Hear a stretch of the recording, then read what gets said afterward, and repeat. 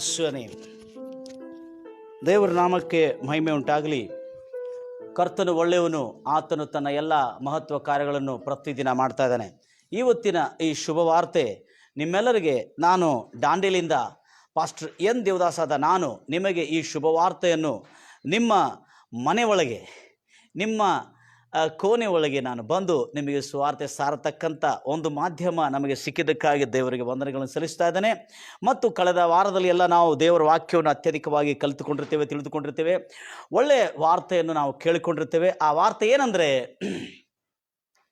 ಮೊದಲನೇದಾಗಿ ನಾವು ನೋಡಿದ್ದೇವೆ ಈ ವಾರ್ತೆಯನ್ನು ಅನೇಕ ಜನರಿಗೆ ಶುಭ ಸಂದೇಶವನ್ನು, ಒಳ್ಳೆ ಸಂದೇಶವನ್ನು ಕೊಡತಕ್ಕಂಥದ್ದಾಗಿದೆ. ಅನೇಕ ಜನರು ಇದರಿಂದ ಗುಣಮುಖರಾಗಿದ್ದಾರೆ ಮತ್ತು ಪಾಪದಿಂದ, ಶಾಪದಿಂದ, ರೋಗದಿಂದ, ವ್ಯಾಧಿಗಳಿಂದ ಮತ್ತು ಅನೇಕ ಸಮಸ್ಯೆಗಳಿಂದ, ಬಾಧೆಗಳಿಂದ, ಸಂಕಷ್ಟಗಳಿಂದ, ಕೌಟುಂಬಿಕ, ಭೌತಿಕ, ಆರ್ಥಿಕ ಪ್ರತಿಯೊಂದು ಸಮಸ್ಯೆಗಳಿಂದ ಬಿಡುಗಡೆ ಆಗಿದ್ದಾರೆ.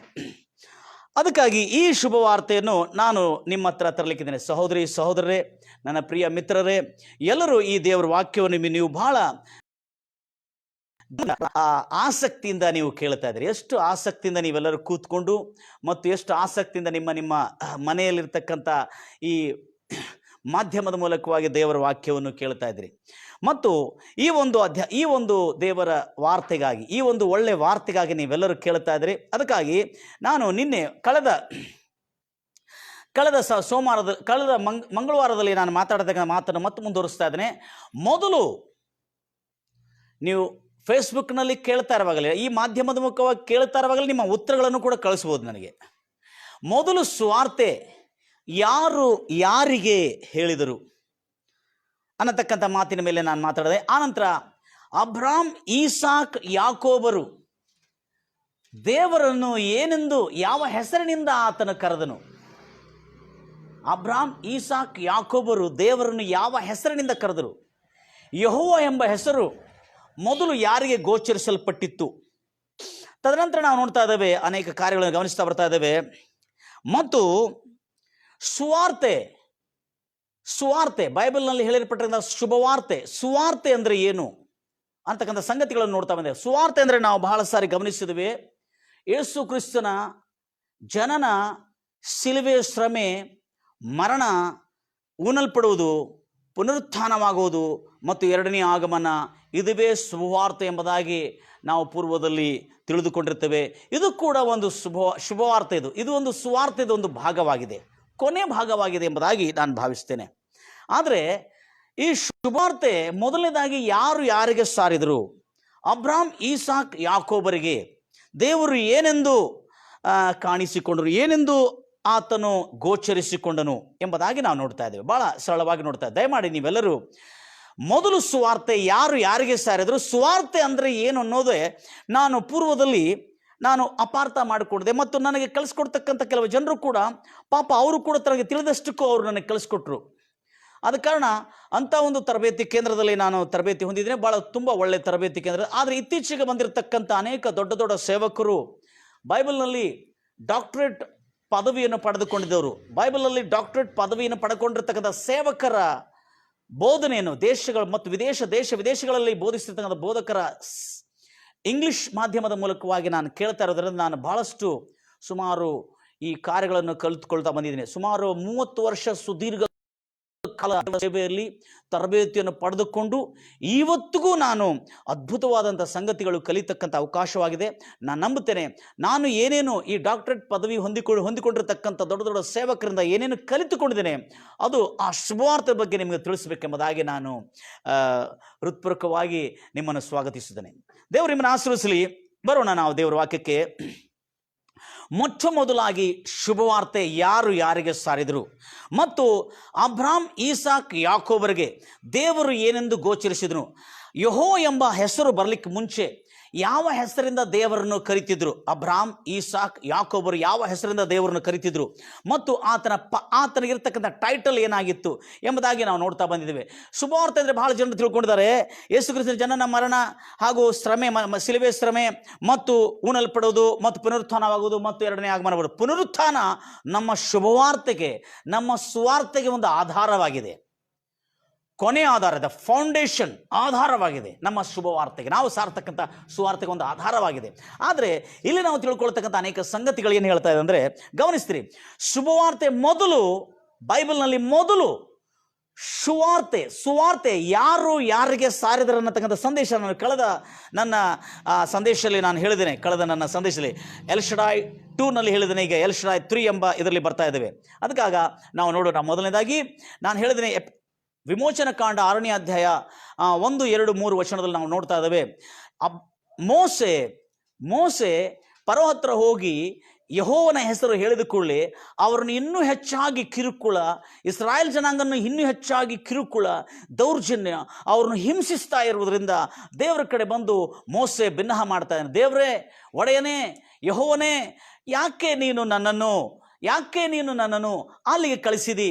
ನೀನು ಅವ್ರನ್ನು ಬಿಡಿಸ್ತೀನಿ ಎಂಬುದಾಗಿ ಹೇಳಿ ಕಳಿಸಿದಿ, ಆದರೆ ನೀನು ಅವ್ರನ್ನು ಬಿಡಿಸಲಿಲ್ಲ, ಅವ್ರಿಗಿನ್ನೂ ಕೇಡುಂಟಾಯಿತು ಫರೋ ಅರಸನಿಂದ ಎಂಬುದಾಗಿ ಹೇಳಿರುವಾಗ ದೇವರು ಮೋಸೆಗೆ ಈ ರೀತಿಯಲ್ಲಿ ಮಾತಾಡಿದನು, ಇಗೋ, ನಾನು ಫರೋ ಅರಸನಿಗೆ ಏನು ಮಾಡುತ್ತೇನೆ ನೋಡು. ಅವನ ಭುಜಬಲದಿಂದ, ಅವನ ತ್ರಾಣದಿಂದ ನನ್ನ ಜನಾಂಗವನ್ನು ಹೊರಹಾಕುವಂತೆ ನಾನು ಮಾಡುತ್ತೇನೆ, ಬಿಡುಗಡೆ ಮಾಡುವಂತೆ, ಅವರಿಗೆ ಬಿಡುಗಡೆ ನೀಡುವಂತೆ ನಾನು ಮಾಡುತ್ತೇನೆ ನೋಡು ಎಂಬುದಾಗಿ ಹೇಳಿಕೊಂಡು ಬಂದಾಗ, ಹೌದು, ನಾನೇ ಒಡೆಯನು, ಲಾರ್ಡ್, ನಾನೇ ಕರ್ತನು, ಹೌದು, ನಾನೇ ಕರ್ತನು, ಈ ಭೂಮಿ ಆಕಾಶಗಳಿಗೆ ಒಡೆಯನು ನಾನೇ ಎಂಬುದಾಗಿ ದೇವರು ಮೋಸೆಗೆ ಹೇಳಿದನು. ಹೇಳಿ ತದನಂತರ ಆತನು ವಿಮೋಚನ ಕಾಂಡ 6ನೇ ಅಧ್ಯಾಯ 2ನೇ ವಚನದಲ್ಲಿ ನಾವು ನೋಡ್ತಾ ಇದ್ದೇವೆ, ಇದಲ್ಲದೆ ದೇವರು ಮೋಸೆ ಸಂಗಡ ಮಾತನಾಡಿ ಇಂತೆಂದನು,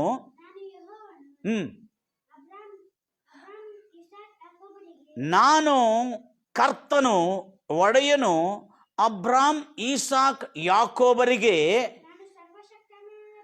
ನಾನು ಸರ್ವಶಕ್ತನಾದ ದೇವರು ಎಂದು ಕಾಣಿಸಿಕೊಂಡೆನು ಹೊರತು ಯೆಹೋವ ಎಂಬ ನಾಮದಿಂದ ಅಬ್ರಾಮ್, ಈಸಾಕ್, ಯಾಕೋಬನ 12 ಗೋತ್ರಗಳು, ಯೋಸೇಫನಿಗೂ ಯಾರಿಗೂ ಗೋಚರಿಸಲಿಲ್ಲ. ಮೋಸೆಯವರೆಗೆ ಯಾರಿಗೂ ಗೊತ್ತಿಲ್ಲ ಯೆಹೋ ಎಂಬ ನಾಮ. ಆದರೆ ಅವರಿಗೆ ಯಾವ ನಾಮ ಗೊತ್ತಿತ್ತು? ಸರ್ವಶಕ್ತನಾದ ದೇವರು ಎಂಬ ನಾಮ ಅವರಿಗೆ ಗೊತ್ತಿತ್ತು. ದೇವರು ಅಬ್ರಾಮ್, ಈಸಾಕ್, ಯಾಕೋಬರಿಗೆ ಹೇಗೆ ಪ್ರಕಟವಾದನು? ಸರ್ವಶಕ್ತನಾದ ದೇವರ ಹಾಗೆ ಪ್ರಕಟವಾದನು ಹೊರತು ಆತನು ಯೆಹೋ ಎಂಬ ನಾಮ ಮೊದಲು ಗೋಚರಿಸಲಿಲ್ಲ ಅವರಿಗೆ. ಅದಕ್ಕಾಗಿ ಮೋಸೆಗೆ ಮಾತ್ರ ಯೆಹೋ ಎಂಬ ಪದವನ್ನು ತಿಳಿಸಿದ, ಯೆಹೋ ಎಂಬ ಹೆಸರನ್ನು ತಿಳಿಸಿ. ಯೆಹೋ ಅನ್ನೋ ಪದಕ್ಕೆ ಅರ್ಥ ಏನಂದ್ರೆ ಇದ್ದೇನೆ ಅಂತ ಅರ್ಥ. ಉಪಸ್ಥಿತಿ ಅಂದರೆ ಆತನ ಉಪಸ್ಥಿತಿಯಲ್ಲಿದ್ದಾನೆ ಅಂತ ಅರ್ಥ. ಇನ್ನೊಂದು ಮಾತು ಹೇಳಬೇಕಾದ್ರೆ, ನಾನು ಇರುವ ಆತನು ಎಂಬುದಾಗಿ ಮತ್ತು ಸ್ಪಷ್ಟವಾಗಿ ಹೇಳಿದೆ. ಹಿಂದಿನಲ್ಲಿ ಮೈ ಹೂ ಜೋ ಹೂ ಅಂತ ಹೇಳಿದೆ. ಇಂಗ್ಲಿಷ್ನಲ್ಲಿ I am that I am, I am that I am. That ಅಂದ್ರೆ ಏನು? ನಾನು ಏನು ಇದ್ದೇನಲ್ಲ ಅದು ನಾನು ಆಗಿದ್ದೇನೆ ಎಂಬುದಾಗಿ. ದಟ್ ಅಂದರೆ ಆತನು ಏನಾಗಿದ್ರು. ದಟ್ ಅನ್ನೋ ಪದ ಭೂತಕಾಲಕ್ಕೆ ಅದು ನಮ್ಮನ್ನು ಸೂಚಿಸ್ತದೆ. ದಟ್ ಅಂದರೆ ಸರ್ವಶಕ್ತನಾದ ದೇವರು ನಾನು ಇದ್ದೇನೆ ಅಂತ ಅರ್ಥ. ಹಲ್ಲೆಲೂಯಾ. ಅದಕ್ಕಾಗಿ ಈ ಸರ್ವಶಕ್ತನಾದ ದೇವರು. ತದನಂತರ ನಾವು ನೋಡಿದ್ದೇವೆ, ಮೊದಲು ಸುವಾರ್ತೆ ಯಾರಿಗೆ ಸಾರಿದ್ರು, ಹೇಗೆ ಸಾರಿದ್ರು, ಸುವಾರ್ತೆ ಅಂದರೆ ಏನು ಎಂಬುದಾಗಿ ನೋಡಿದ್ದೇವೆ. ನಾವು ಬೈಬಲಲ್ಲಿ ನೋಡಿದ್ದೇವೆ, ಯೇಸು ಕ್ರಿಸ್ತನು ಲೂಕಾ ಸುವಾರ್ತೆ 4ನೇ ಅಧ್ಯಾಯ 18ನೇ ವಚನದಲ್ಲಿ ನಾವು ನೋಡ್ತಾ ಇದ್ದೇವೆ. ಯೇಸು ಕ್ರಿಸ್ತನು ಒಂದು ಮಾತನ್ನು ಹೇಳಿದ. 4ನೇ ಅಧ್ಯಾಯ 18ನೇ ವಚನದಲ್ಲಿ ನಾವು ನೋಡ್ತಾ ಇದ್ದೇವೆ. ಅಲ್ಲಿ ಏನಿದೆ, ನನ್ನ ಮೇಲೆ ಕರ್ತನ ಆತ್ಮವು ನೆಲೆಸಿದೆ, ನನ್ನ ಮೇಲೆ ಕರ್ತನ ಆತ್ಮವು ಇದೆ, ಒಡೆಯನ ಆತ್ಮವು, ಕರ್ತನ ಆತ್ಮವು ನನ್ನ ಮೇಲಿದೆ. ಯೇಸು ಹೇಳ್ತಾನೆ, ಯೇಸು ಹೇಳ್ತಿರ್ತಕ್ಕಂಥ ಮಾತು, ಆತನು ನನ್ನನ್ನು ಬಡವರಿಗೆ ಶುಭವರ್ತಮಾನವನ್ನು ತಿಳಿಸುವುದಕ್ಕೆ, ಸಾರುವುದಕ್ಕೆ, ಟು ಪ್ರೀಚ್, ಸಾರುವುದಕ್ಕೆ ಅಭಿಷೇಕಿಸಿದನು. ಸೆರೆಯವರಿಗೆ ಬಿಡುಗಡೆಯನ್ನು ಘೋಷಿಸುವುದು, ಕುರುಡರಿಗೆ ಕಣ್ಣು ಬರುವುದನ್ನು,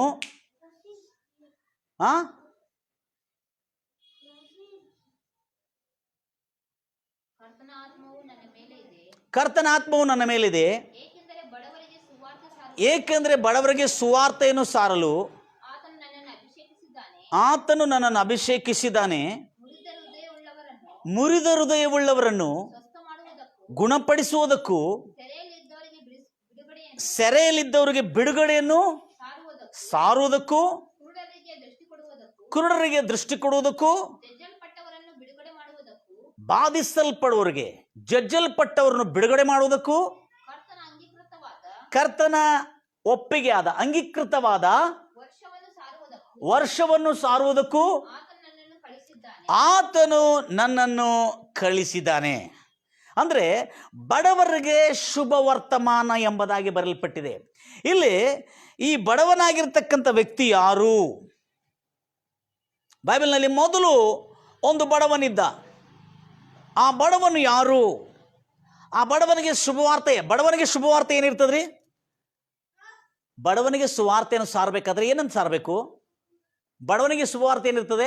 ನೀನು ಈ ಬಡತನದಿಂದ ಮುಕ್ತನಾಗಿ ಧನವಂತನಾಗಿ ಸುಖ ಐಶ್ವರ್ಯಗಳನ್ನು ಹೊಂದಿರುತ್ತಿ ಎಂಬುದಾಗಿ ಇರತಕ್ಕಂಥದ್ದೇ ಸುವಾರ್ತೆ. ಆದರೆ ಬಡವನಿಗೆ ಹೋಗಿ ಪರಲೋಕ ರಾಜ್ಯ ಅಂದರೆ ಪರಲೋಕ, ಸತ್ತ ನಂತರ ಪರಲೋಕದ ವಿಷಯದಲ್ಲಿ ಮಾತಾಡಿದ್ರೆ ಅದು ಅವನಿಗೆ ಸುವಾರ್ತೆ ಆಗ್ತದ?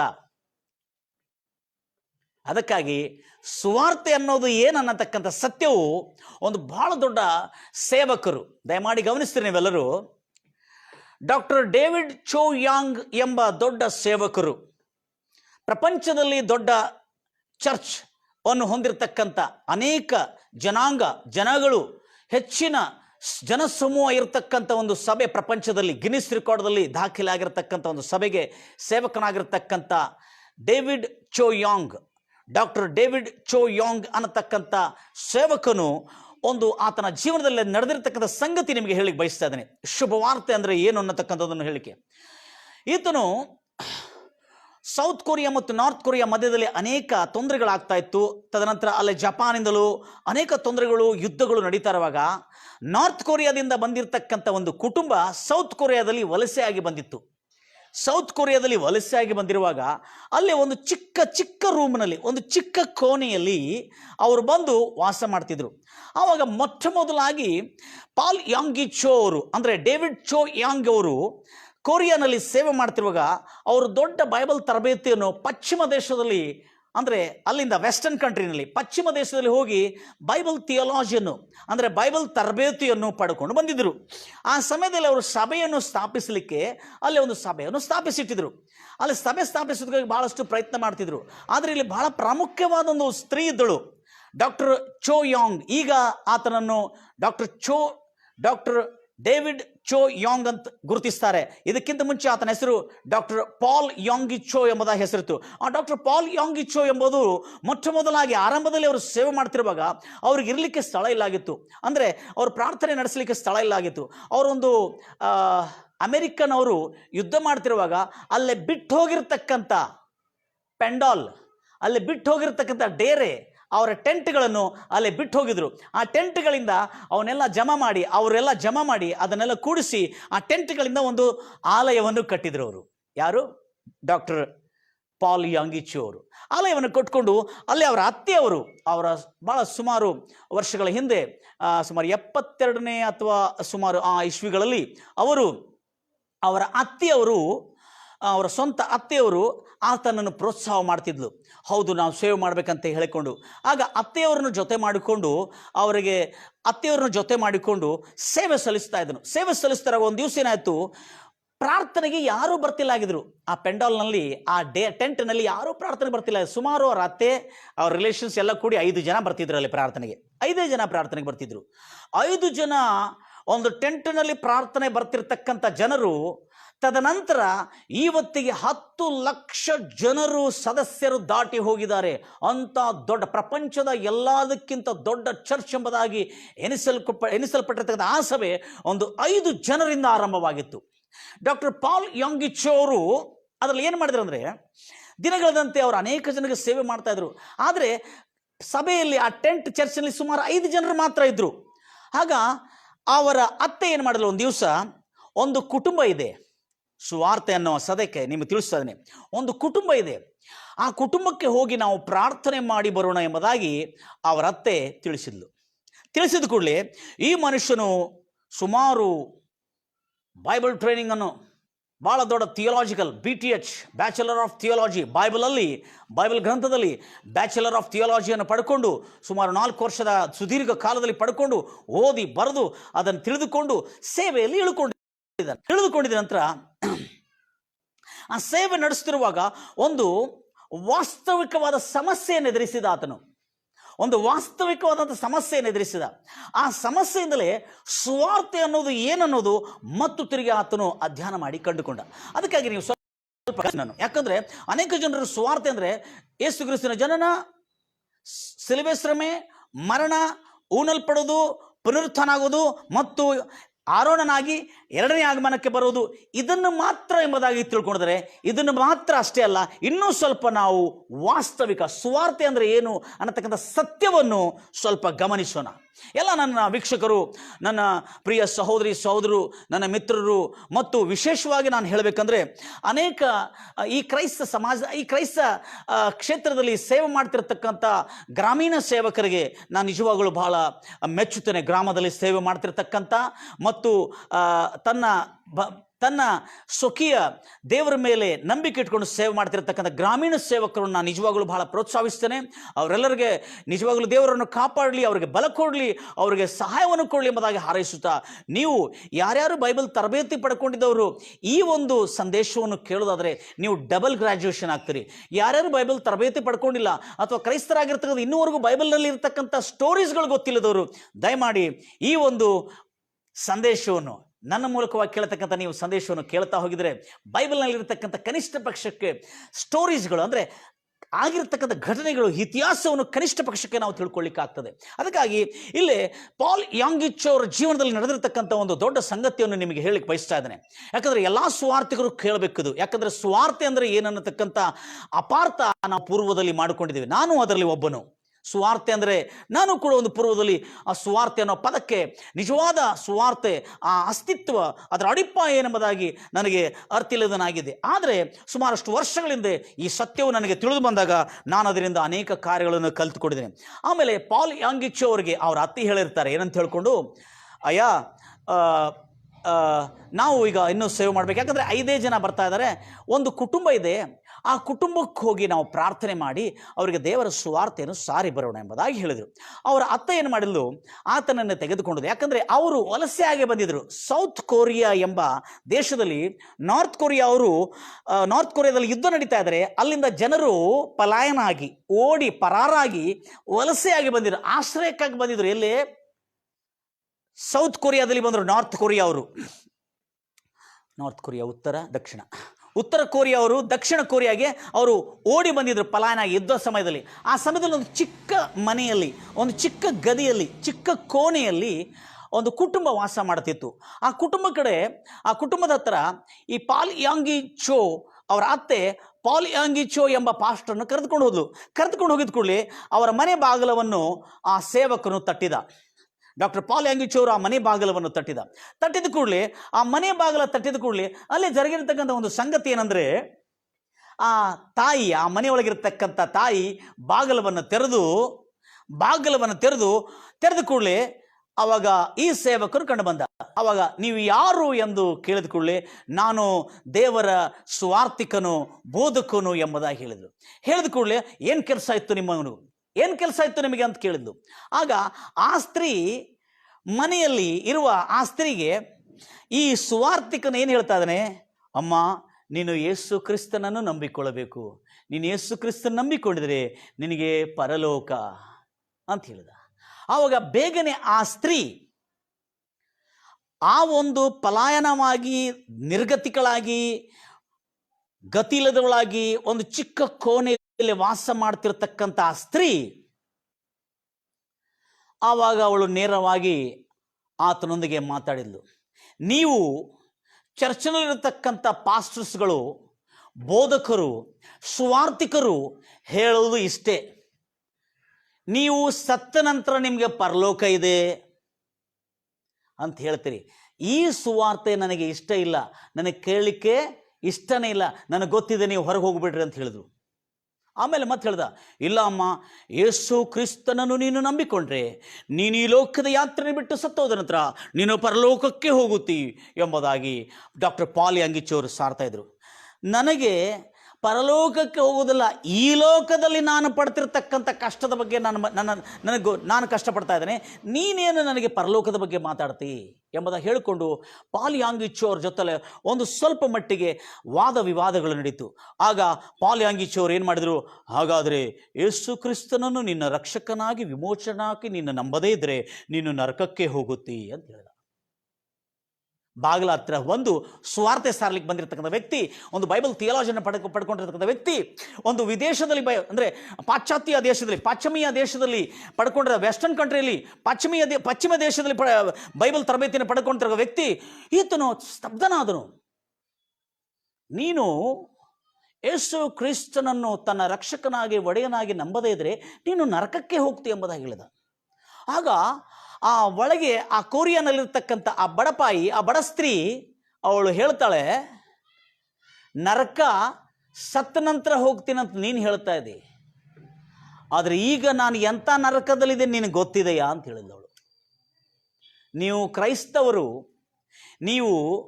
ಕ್ರೈಸ್ತವರು ಸ್ವಾರ್ಥಿಕರು ಸತ್ತ ನಂತರ ಪರಲೋಕ, ಸತ್ತ ನಂತರ ನರಕ ಇದೆ ಅಂತೇಳಿ ಬೋಧಿಸ್ತಾ ಬರ್ತೀರಿ, ಈಗ ನಾನು ಇರುವುದು ಎಂಥ ಸ್ಥಿತಿಯಲ್ಲಿ ಇದ್ದೇನೆ ಗೊತ್ತಿದೆಯಾ ನಿನಗೆ ಅಂತ ಹೇಳಿದ್ರು.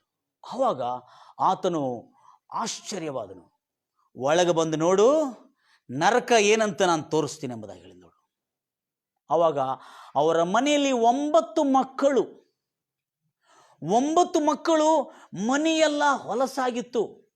ಅವರ ಗಂಡನೊಬ್ಬನು ಮತ್ತು ಇವಳೊಬ್ಬಳು, ಸುಮಾರು 9 ಮಕ್ಕಳನ್ನು ಹೊಂದಿಕೊಂಡಿರುವ ನನ್ನ ಮನೆ ಗತಿ ಇಲ್ಲದೆ ಎಷ್ಟು ನೊಂದುಕೊಂಡಿದ್ದೇವಂತ ನಿಮ್ಗೆ ಗೊತ್ತಿದೆಯಾ?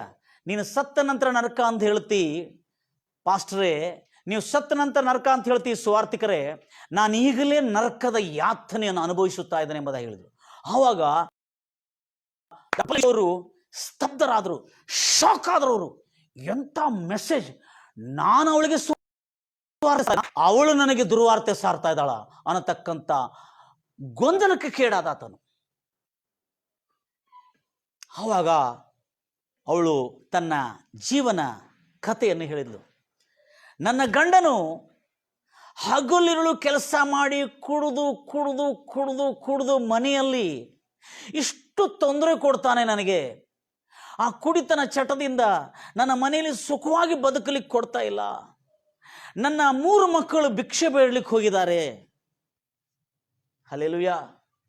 ಆ ಸ್ತ್ರೀ ಹೇಳ್ತಾ ಇದ್ದಾಳೆ ಆ ಪಾಸ್ಟರ್ಗೆ, ಆ ಒಂದು ಸುವಾರ್ತೆ ಹೇಳ್ತಕ್ಕಂಥ ಸುವಾರ್ತಿಕನಿಗೆ, ಆ ಸೇವೆ ಮಾಡ್ತಕ್ಕಂಥ ಕ್ರೈಸ್ತ ಬೋಧಕರಿಗೆ ಹೇಳ್ತಾ ಇದ್ದಾಳೆ ಅವಳು, ನನ್ನ 3 ಮಕ್ಕಳು ಭಿಕ್ಷೆ ಬೇಡಲಿಕ್ಕೆ ಹೋಗಿದ್ದಾರೆ ಮತ್ತು ನನ್ನ 3 ಮಕ್ಕಳು ಶಾಲೆಯಲ್ಲಿ ಓದ್ತಾ ಇದ್ದಾರೆ, ಇನ್ನೂ 3 ಮಕ್ಕಳು ಚಿಪ್ಪಡ ಆರಿಸ್ಲಿಕ್ಕೆ ಹೋಗಿದ್ದಾರೆ. ಚಿಪ್ಪಡ ಅಂದರೆ ನಮ್ಮಲ್ಲಿ ಡಸ್ಟ್ಬಿನ್ ಅಂತ, ಇದು ಏನಂತ ಹೇಳ್ತೀವಿ, ಪ್ಲಾಸ್ಟಿಕ್ಕು ಮತ್ತು ಈ ಕಬ್ಬಿಣ ಈ ಆರಿಸ್ತಕ್ಕಂಥವ್ರು ಏನಂತ ಹೇಳ್ತಾರೆ ಅವರು, ಮೋಡ್ಕ ಹಾರಿಸೋರು. ಅಂದರೆ ಒಗೆಯಲ್ಪಟ್ಟಿದ್ದ, ತ್ಯಜಿಸಲ್ಪಟ್ಟಿರ್ತಕ್ಕಂಥ ತ್ಯಾಜ್ಯದ ವಸ್ತುಗಳನ್ನು ಆರಿಸಿಕೊಂಡು, ಬಾಟ್ಲಿ ಆಗಲಿ, ಪ್ಲಾಸ್ಟಿಕ್ ಆಗಲಿ, ಅಥವಾ ಹಳೆದ ಚಪ್ಪಲಾಗಲಿ, ಅಥವಾ ಬಕೆಟ್ಗಳಾಗಲಿ, ಇವೆಲ್ಲವನ್ನು ಆರಿಸ್ಕೊಳ್ಳಿಕ್ಕೆ ನನ್ನ 3 ಮಕ್ಕಳು ಅವುಗಳನ್ನು ಆರಿಸ್ಕೊಳ್ಳಿಕ್ಕೆ ಹೋಗಿದ್ದಾರೆ.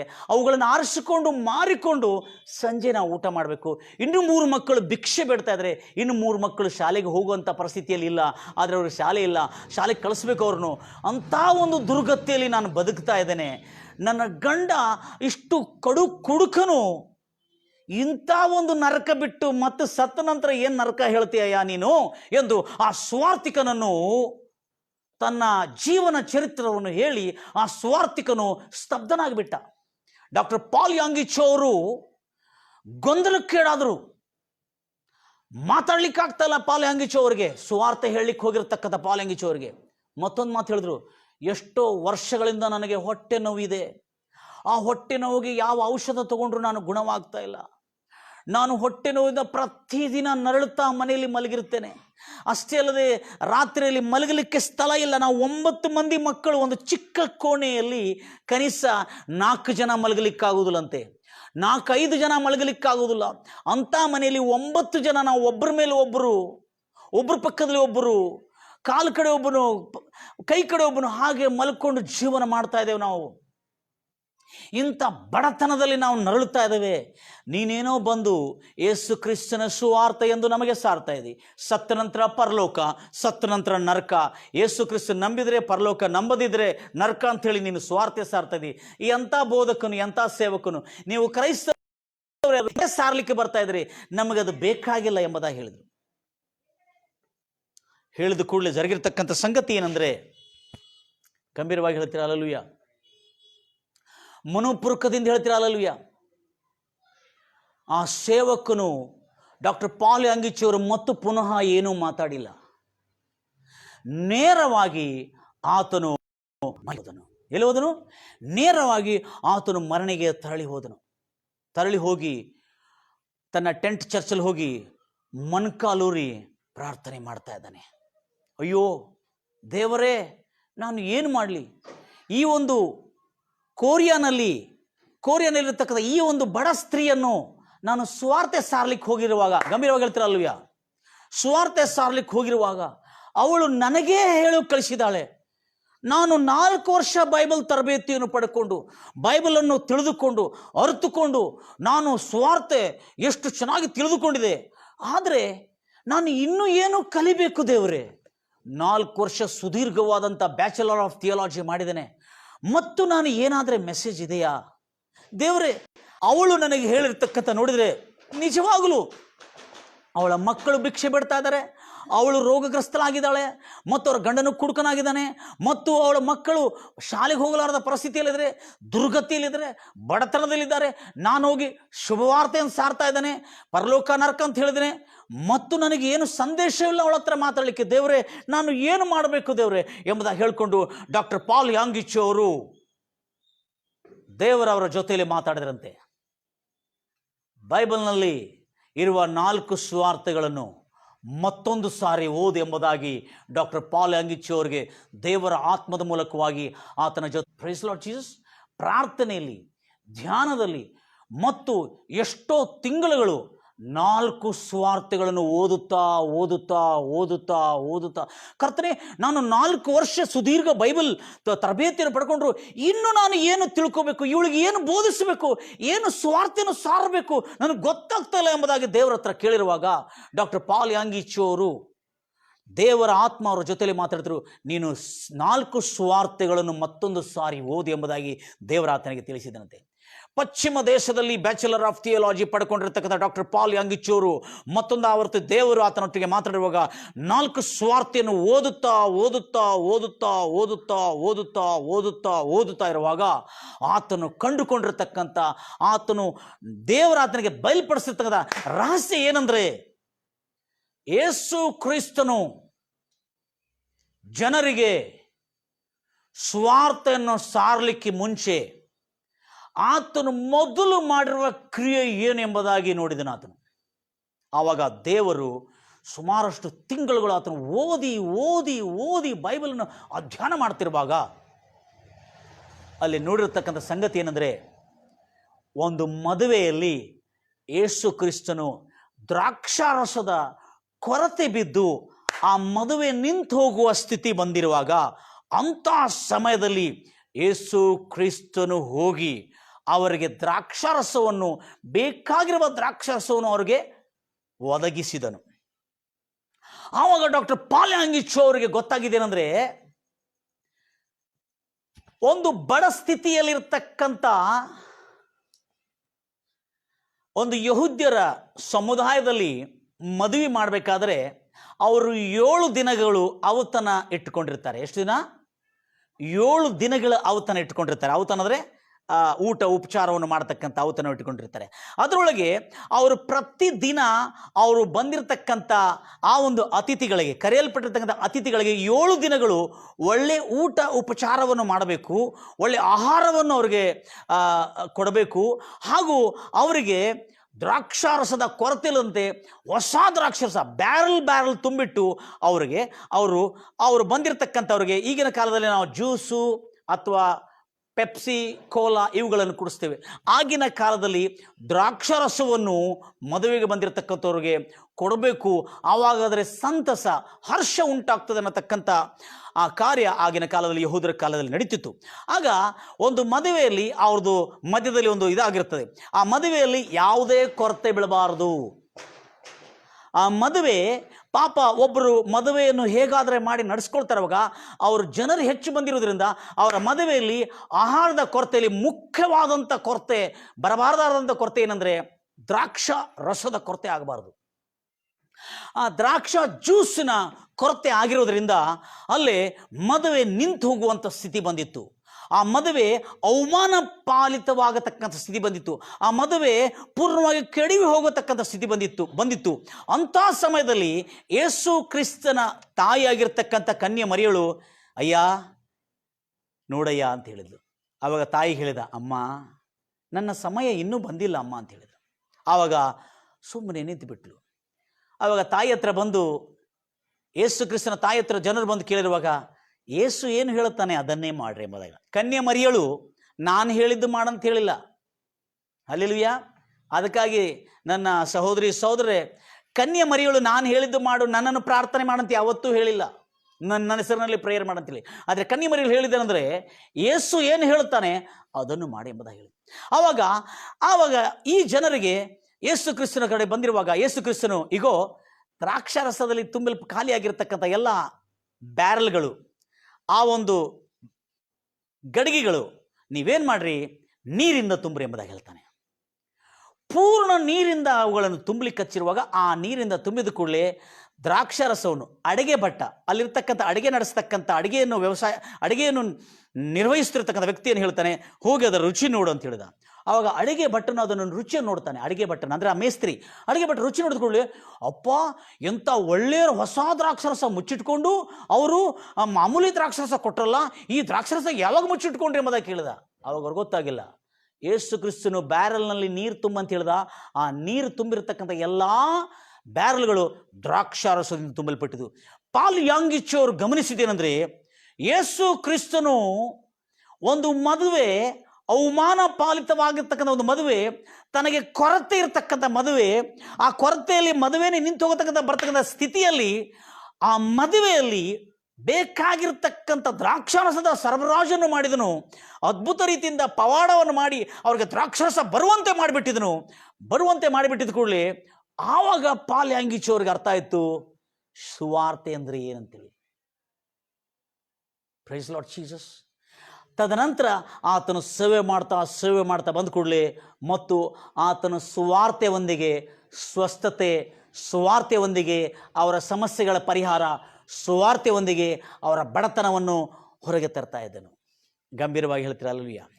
ಅದಕ್ಕೆ ನಾನು ಅಬ್ರಹಾಮನ ಜೀವನ ಚರಿತ್ರೆ ಒಳಗೆ ಹೋಗಲಿಕ್ಕೆ ಮುಂಚೆ ಸುವಾರ್ತೆ ಹೇಗೆ, ಈ ಸುವಾರ್ತೆಯ ಮತ್ತೊಂದು ಸಾರಿ ಒಂದು ಕ್ರಾಂತಿ, ಒಂದು ಹೊಸ ನೂತನವಾದಂಥ ಮಾರ್ಪಾಟ ಹೇಗೆ ಉಂಟಾಯಿತು ಎಂಬುದಾಗಿ ಡಾಕ್ಟರ್ ಪಾಲ್ ಯಾಂಗಿಚೋ ಜೀವನ ಚರಿತ್ರದಲ್ಲಿ ನಾನು ಇದನ್ನು ಕಂಡುಕೊಂಡೆ. ಅದಕ್ಕಾಗಿ ಆತನ ಜೀವನ ಸಾಕ್ಷಿಯಲ್ಲಿ ನಾನು ನೋಡ್ತಾ ಇರುವಾಗ ಆತನು ಹೌದಲ್ಲ, ಯೇಸು ಕ್ರಿಸ್ತನು ಸುವಾರ್ತೆ ಸಾರಿದನು ಮತ್ತು ಕೊರತೆಯಲ್ಲಿದ್ದವರಿಗೆ ಪೂರೈಸಿದನು, ಸುವಾರ್ತೆ ಸಾರಿದನು, ಕುಷ್ಠರೋಗಿಯನ್ನು ಗುಣಪಡಿಸಿದನು. ಹೌದಲ್ಲ, ಈ ಸುವಾರ್ತೆಯೊಂದಿಗೆ, ಯೇಸು ಕ್ರಿಸ್ತನ ವಾರ್ತೆಯೊಂದಿಗೆ ಬಡವರಿಗೆ ಬಡತನದಿಂದ ಬಿಡುಗಡೆ, ರೋಗಿಗಳಿಗೆ ರೋಗದಿಂದ ಬಿಡುಗಡೆ, ಅಶಾಂತಿಯ ದಬ್ಬಾಳಿಕೆಯಲ್ಲಿ ಇರ್ತಕ್ಕಂಥವ್ರಿಗೆ ಅದರಿಂದ ಬಿಡುಗಡೆ ಮಾಡುತ್ತಾ ಸುವಾರ್ತೆ ಸಾರುತ್ತಾ ಮತ್ತು ಗುಣಪಡಿಸುತ್ತಾ, ಸುವಾರ್ತೆ ಸಾರುತ್ತಾ ಸ್ವಸ್ಥಪಡಿಸುತ್ತಾ ಹೀಗೆ ಮಾಡಿರುವುದನ್ನು ನೋಡಿರುವಾಗ ಹೌದಲ್ಲ, ಯೇಸು ಕ್ರಿಸ್ತನು ಮಾಡತಕ್ಕಂಥ ಸಂಗತಿನೇ ಬಹಳ ವ್ಯತ್ಯಾಸವಾಗಿದೆ. ಇದನ್ನು ನಾನು 4 ವರ್ಷ BTH ಮಾಡಿದರೂ ಕೂಡ ನಾನು ಇದನ್ನು ಗಮನಿಸಲಿಲ್ಲ ಅಂತ ಅನ್ನತಕ್ಕಂಥ ಒಂದು ದೊಡ್ಡ ಮಾರ್ಪಾಟ ಡಾಕ್ಟರ್ ಪಾಲ್ ಯಾಂಗಿಚೋಲಿ ಬಂತು. ಹಲ್ಲೆಲೂಯಾ. ದೇವರ ನಾಮಕ್ಕೆ ಮಹಿಮೆ ಉಂಟಾಗಲಿ. ಈಗ ನಾವು ಆ ಸಂಗತಿಯನ್ನು ಗಮನಿಸೋಣ. ಆಮೇಲೆ ಶಿಷ್ಯರು, ಅಂದರೆ ಶಿಷ್ಯರಾಗಲಿಕ್ಕೆ ಮುಂಚೆ ಅವರು ಏನು ಮಾಡ್ತಿದ್ರು? ಮೀನವನ್ನು ಹಿಡಿದು ನಾವೇ ಅಲ್ಲಿ ಸಮುದ್ರದಲ್ಲಿ ಹೋಗಿ ನಾವೇ ಸಮುದ್ರದಲ್ಲಿ ನಾವೇನ ತೆಗೆದುಕೊಂಡೋಗಿ ನಾವೇ ಮೂಲಕವಾಗಿ ಹೋಗಿ ಬಲಿಯನ್ನು ಬೀಸಿ ಮೀನುಗಳನ್ನು ರಾತ್ರಿ ಎಲ್ಲ ಬಲಿಯನ್ನು ಬೀಸಿ ಮೀನುಗಳನ್ನು ಹಿಡ್ಕೊಂಡು ಬರ್ತಿದ್ರು. ಆದರೆ ಮೀನುಗಳನ್ನು ಹಿಡ್ಕೊಂಡು ಬರ್ತಿರುವಾಗ ಅವ್ರಿಗೆ ರಾತ್ರಿಯೆಲ್ಲ ಅವರು ಪ್ರಯಾಸ ಪಟ್ಟರು ಕೂಡ, ಶ್ರಮಿಸಿದ್ರು ಕೂಡ ಅವರು ಒಂದು ಮೀನ ಸಿಗಲಿಲ್ಲ. ಆದರೆ ಯೇಸು ಕ್ರಿಸ್ತನು ಸಮುದ್ರದ ಆ ಒಂದು ತೀರಕ್ಕೆ ಹೋಗಿರುವಾಗ ಅವರು ತನ್ನ ಬಲಿಗಳನ್ನು, ಮೀನಕ್ಕೆ ಹಿಡಿತಕ್ಕಂಥ ಆ ಬಲಿಗಳನ್ನು ತೊಳೆದು ಶುದ್ಧೀಕರಿಸ್ಕೊಂಡು ಅದನ್ನು ಕಟ್ಟಿಟ್ಕೊಂಡು ಅದನ್ನು ರೆಡಿ ಮಾಡ್ಕೊಳ್ತಾ ಇದ್ರು, ಸಿದ್ಧಪಡಿಸ್ಕೊಳ್ತಿರೋರು ಹೇಳ್ತಾನೆ, ಈಗೋ ನೀವು ಮೀನ ಬನ್ನಿರಿ, ನಾನು ಹೇಳ್ತೇನೆ, ಒಳಗೆ ಹೋಗಿ ಮೀನ ಹಿಡಿಯೋಣ ಅಂತ ಹೇಳ್ದ. ಆಗ ಈ ಅನುಭವಸ್ಥರು, ಈ ಮೀನುಗಾರರಾಗಿರ್ತಕ್ಕಂಥ ಅನುಭವಸ್ಥರು ಏನು ಹೇಳಿದ್ರು, ಅಯ್ಯ ಬೋಧಕನೇ, ರಾತ್ರಿಯಿಂದ ನಾವು ಬಹಳಷ್ಟು ಶ್ರಮಿಸಿದ್ದೇವೆ, ಒಂದು ಮೀನ ಸಿಗಲಿಲ್ಲಯ್ಯ. ಯಾಕಂದರೆ ಅವರು ಎಕ್ಸ್ಪರ್ಟ್, ಅವರು ಯಾವ ಸಮಯದಲ್ಲಿ ಯಾವ ಸ್ಥಳದಲ್ಲಿ ಯಾವ ರೀತಿಯಾದ ನೀರಿನ ಪ್ರದೇಶಗಳಲ್ಲಿ ಹೋಗಿ, ನೀರಿನ ಕ್ಷೇತ್ರದಲ್ಲಿ ಹೋಗಿ ಸಮುದ್ರದಲ್ಲಿ ಹೇಗೆ ಮೀನುಗಳು ಹಿಡಿಬೇಕನ್ನತಕ್ಕಂಥ ತಜ್ಞರಾಗಿರ್ತಕ್ಕಂಥವ್ರು, ಜ್ಞಾನವಂತರು. ಆದರೆ ಯೇಸು ಕ್ರಿಸ್ತನು ನನ್ನ ಮಾತನ್ನು ಕೇಳಿ ಸ್ವಲ್ಪ ನನ್ನ ಜೊತೆಯಲ್ಲಿ ಬರ್ರಿ, ನಾವೇನು ತೆಗೆದುಕೊಂಡು ಮೀನ ನಾನು ಹಿಡಿಸ್ತೀನಿ ಎಂಬುದಾಗಿ. ಆದರೆ ಇವರು ಆಯಿತು ಒಡೆಯನೇ, ಕೇಳೋಣ ಎಂಬುದಾಗಿ ಆತನ ಮಾತನ್ನು ಕೇಳಿ ಆತನ ಜೊತೆಯಲ್ಲಿ ಹೇಳಿದನು. ಆತನ ನಾವೆಲ್ಲಿ ಕೂತ್ಕೊಂಡಿರುವಾಗ ನಾವೇ ತೆಗೆದುಕೊಂಡು ಬಾ ನೀನು ಆಳವಾಗಿ ಅಂತ ಹೇಳಿದ. ಆಳವಾಗಿ ಹೋಗಿ ಒಂದು ಪಕ್ಕವನ್ನು ತೋರಿಸಿದ, ಒಂದು ಪಕ್ಕದಲ್ಲಿ ಆತನು ತನ್ನ ಕೈ ಸೂಚಿಸಿ ತೋರಿಸಿದ, ಇಲ್ಲೇ ನೀನು ಬಲೆ ಹಾಕು ಎಂಬುದಾಗಿ ಹೇಳಿದ. ಮೀನುಗಾರರು ಬಲೆ ಹಾಕಿದ ಕೂಡಲೇ ಆ ದಿನ ಸ್ಥಳ ಹಿಡಿಯಲಾರದಷ್ಟು, ಒಂದು ನಾವೆಲ್ಲ 2 ನಾವೇ ತುಂಬುವಷ್ಟಕ್ಕೂ ಮೀನುಗಳು ಅವರ ಬಲೆಗೆ ಬಿದ್ದ ಕೂಡಲೇ ಅವರು ರಾತ್ರಿ ಹಗಲು ದುಡಿದ್ರು ಕೂಡ ಅವ್ರಿಗೆ ಒಂದು ಮೀನು ಸಿಗಲಿಲ್ಲ. ಅವರ ಬಿಸ್ನೆಸ್ ಕಂಪ್ಲೀಟ್ಲಿ ಏನಾಗಿದೆ, ಅವರ ವ್ಯಾಪಾರ, ಅವರ ವ್ಯವಸಾಯ, ಅವರು ಮಾಡ್ತಕ್ಕಂಥ ಆ ಶ್ರಮೆ ವ್ಯರ್ಥವಾಗಿ, ರಾತ್ರಿ ಹಗಲು ಹೋರಾಡಿದ್ರು ಕೂಡ, ರಾತ್ರಿ ಹಗಲು ಶ್ರಮಿಸಿದ್ರು ಕೂಡ ಅವ್ರಿಗೇನಾಗ್ತಾ ಇಲ್ಲ, ಮೀನುಗಳು ಸಿಗ್ತಾ ಇಲ್ಲ. ಅಂಥ ಒಂದು ಬಡ ಸ್ಥಿತಿಯಲ್ಲಿ, ಅಂಥ ಒಂದು ಬಿಸ್ನೆಸ್, ಅಂಥ ಅವರಿಗೆ ಅವರ ವ್ಯಾಪಾರವು ಬಿದ್ದೋಗೋ ಸಮಯದಲ್ಲಿ, ಅವರು ಮಾಡ್ತಕ್ಕಂಥ ಪ್ರಯಾಸ ಬಿದ್ದೋಗೋ ಸಮಯದಲ್ಲಿ, ಅವರ ಮಾಡಿರ್ತಕ್ಕಂಥ ಪ್ರಯಾಸ, ಅವರು ಪಟ್ಟಿರ್ತಕ್ಕಂಥ ದುಡಿಮೆ, ಅವರು ದುಡಿದಿದ್ದನ್ನು ಪೂರ್ಣವಾಗಿ ಯೇಸು ಕ್ರಿಸ್ತನು ಹೋಗಿ ಅವರಿಗೆ ಸಹಾಯ ಮಾಡಿದ.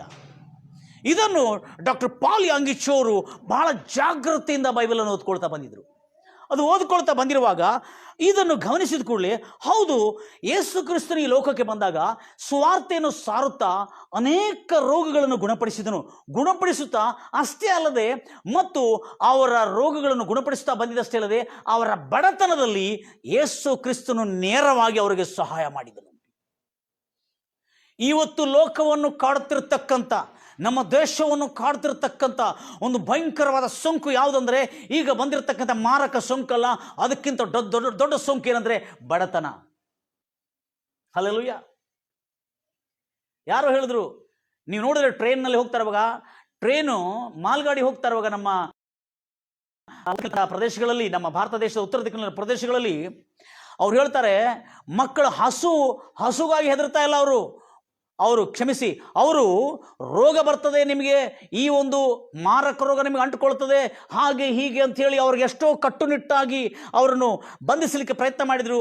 ಅವರಿಗೆ ಕಡ್ಡಾಯವಾಗಿ ನಿಯಮಗಳನ್ನು ಪಾಲಿಸೋದಕ್ಕೆ ಪ್ರಯತ್ನ ಮಾಡಿದ್ರು. ಅವ್ರ ನಿಯಮಗಳನ್ನು ಪಾಲಿಸಲಿಕ್ಕೆ ಆಗ್ತಾಯಿಲ್ಲ.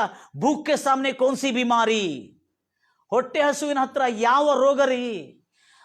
ಅದಕ್ಕೆ ಯಾರು ಹೇಳ್ತಾರೆ, ನಮ್ಮ ಕನ್ನಡದಲ್ಲಿ ಗಾದೆ ಮಾತು, ಎಲ್ಲದಕ್ಕಿಂತ ಕೆಟ್ಟ ರೋಗ ಹೊಟ್ಟೆ ಹಸುವಂತೆ. ಎಲ್ಲದಕ್ಕಿಂತ ಕೆಟ್ಟ ರೋಗ ಹೊಟ್ಟೆ ಹಸು. ಆವಾಗ ಈ ಪಾಲ್ ಯಾಂಗಿಚೋ ಅವರು ಇದನ್ನು ಧ್ಯಾನ ಮಾಡ್ತಿರುವಾಗ, ಈ ಬೈಬಲನ್ನು ಓದ್ತಾ ಇರುವಾಗ ಆ ಥರ ಕಂಡು ಬಂದಿರತಕ್ಕಂಥ ಸಂಗತಿಗಳೆಂದರೆ, ಬಡತನ, ರೋಗ ಮನುಷ್ಯನ ಆ ಶಾಂತಿಯಿಂದ ತುಂಬಿ ಅವನನ್ನು ನಾಶ ಮಾಡ್ತಾ ಇದೆ. ನಾನು ಹೋಗಿ ಸತ್ತ ನಂತರ ಪರಲೋಕ ರಾಜ್ಯ ಎಂಬುದಾಗಿ ಅವರಿಗೆ ಸುವಾರ್ತೆ. ಹಲೋ ದೇವರ ಮಕ್ಕಳೇ, ಬಹಳ ಜಾಗ್ರತೆಯಿಂದ ಗಮನಿಸ್ತೀರಿ. ಅಂದರೆ ನಾವು ಪೂರ್ವದಲ್ಲಿ ಬಹಳ ಅಪಾರ್ಥ ಮಾಡಿಕೊಂಡಿದ್ದೇವೆ. ಸುವಾರ್ತೆ ಅಂದರೆ ಅಪಾರ್ಥ ಮಾಡಿಕೊಳ್ತಕ್ಕಂಥ ಸಂಗತಿ ಅಲ್ಲ. ಅದಕ್ಕಾಗಿ ಸುವಾರ್ತೆ, ಮೊದಲನೇ ಸುವಾರ್ತೆ, ದೇವರು ಸರ್ವಶಕ್ತನಾದ ದೇವರು ಅಬ್ರಾಮನಿಗೆ ಅವನ ಬಡತನದಿಂದ ಅವನನ್ನು ಬಿಡುಗಡೆ ಮಾಡೋದಕ್ಕಾಗಿ, ನಿನ್ನ ತಂದೆ ತಾಯಿಯ ತವರೂರನ್ನು ಬಿಟ್ಟು ನಾನು ಹೇಳುವ ದೇಶಕ್ಕೆ ನೀನು ಹೋಗು, ನಾನು ನಿನ್ನನ್ನು ದೊಡ್ಡ ಜನಾಂಗವಾಗಿ, I will make you a great nation, a great name, ನಿನಗೆ ಒಂದು ದೊಡ್ಡ ಹೆಸರನ್ನು, ನಿನ್ನ ಹೆಸರನ್ನು ಖ್ಯಾತಕ್ಕೆ ತರ್ತೀನಿ ಎಂಬುದಾಗಿ ಹೇಳಿದನು.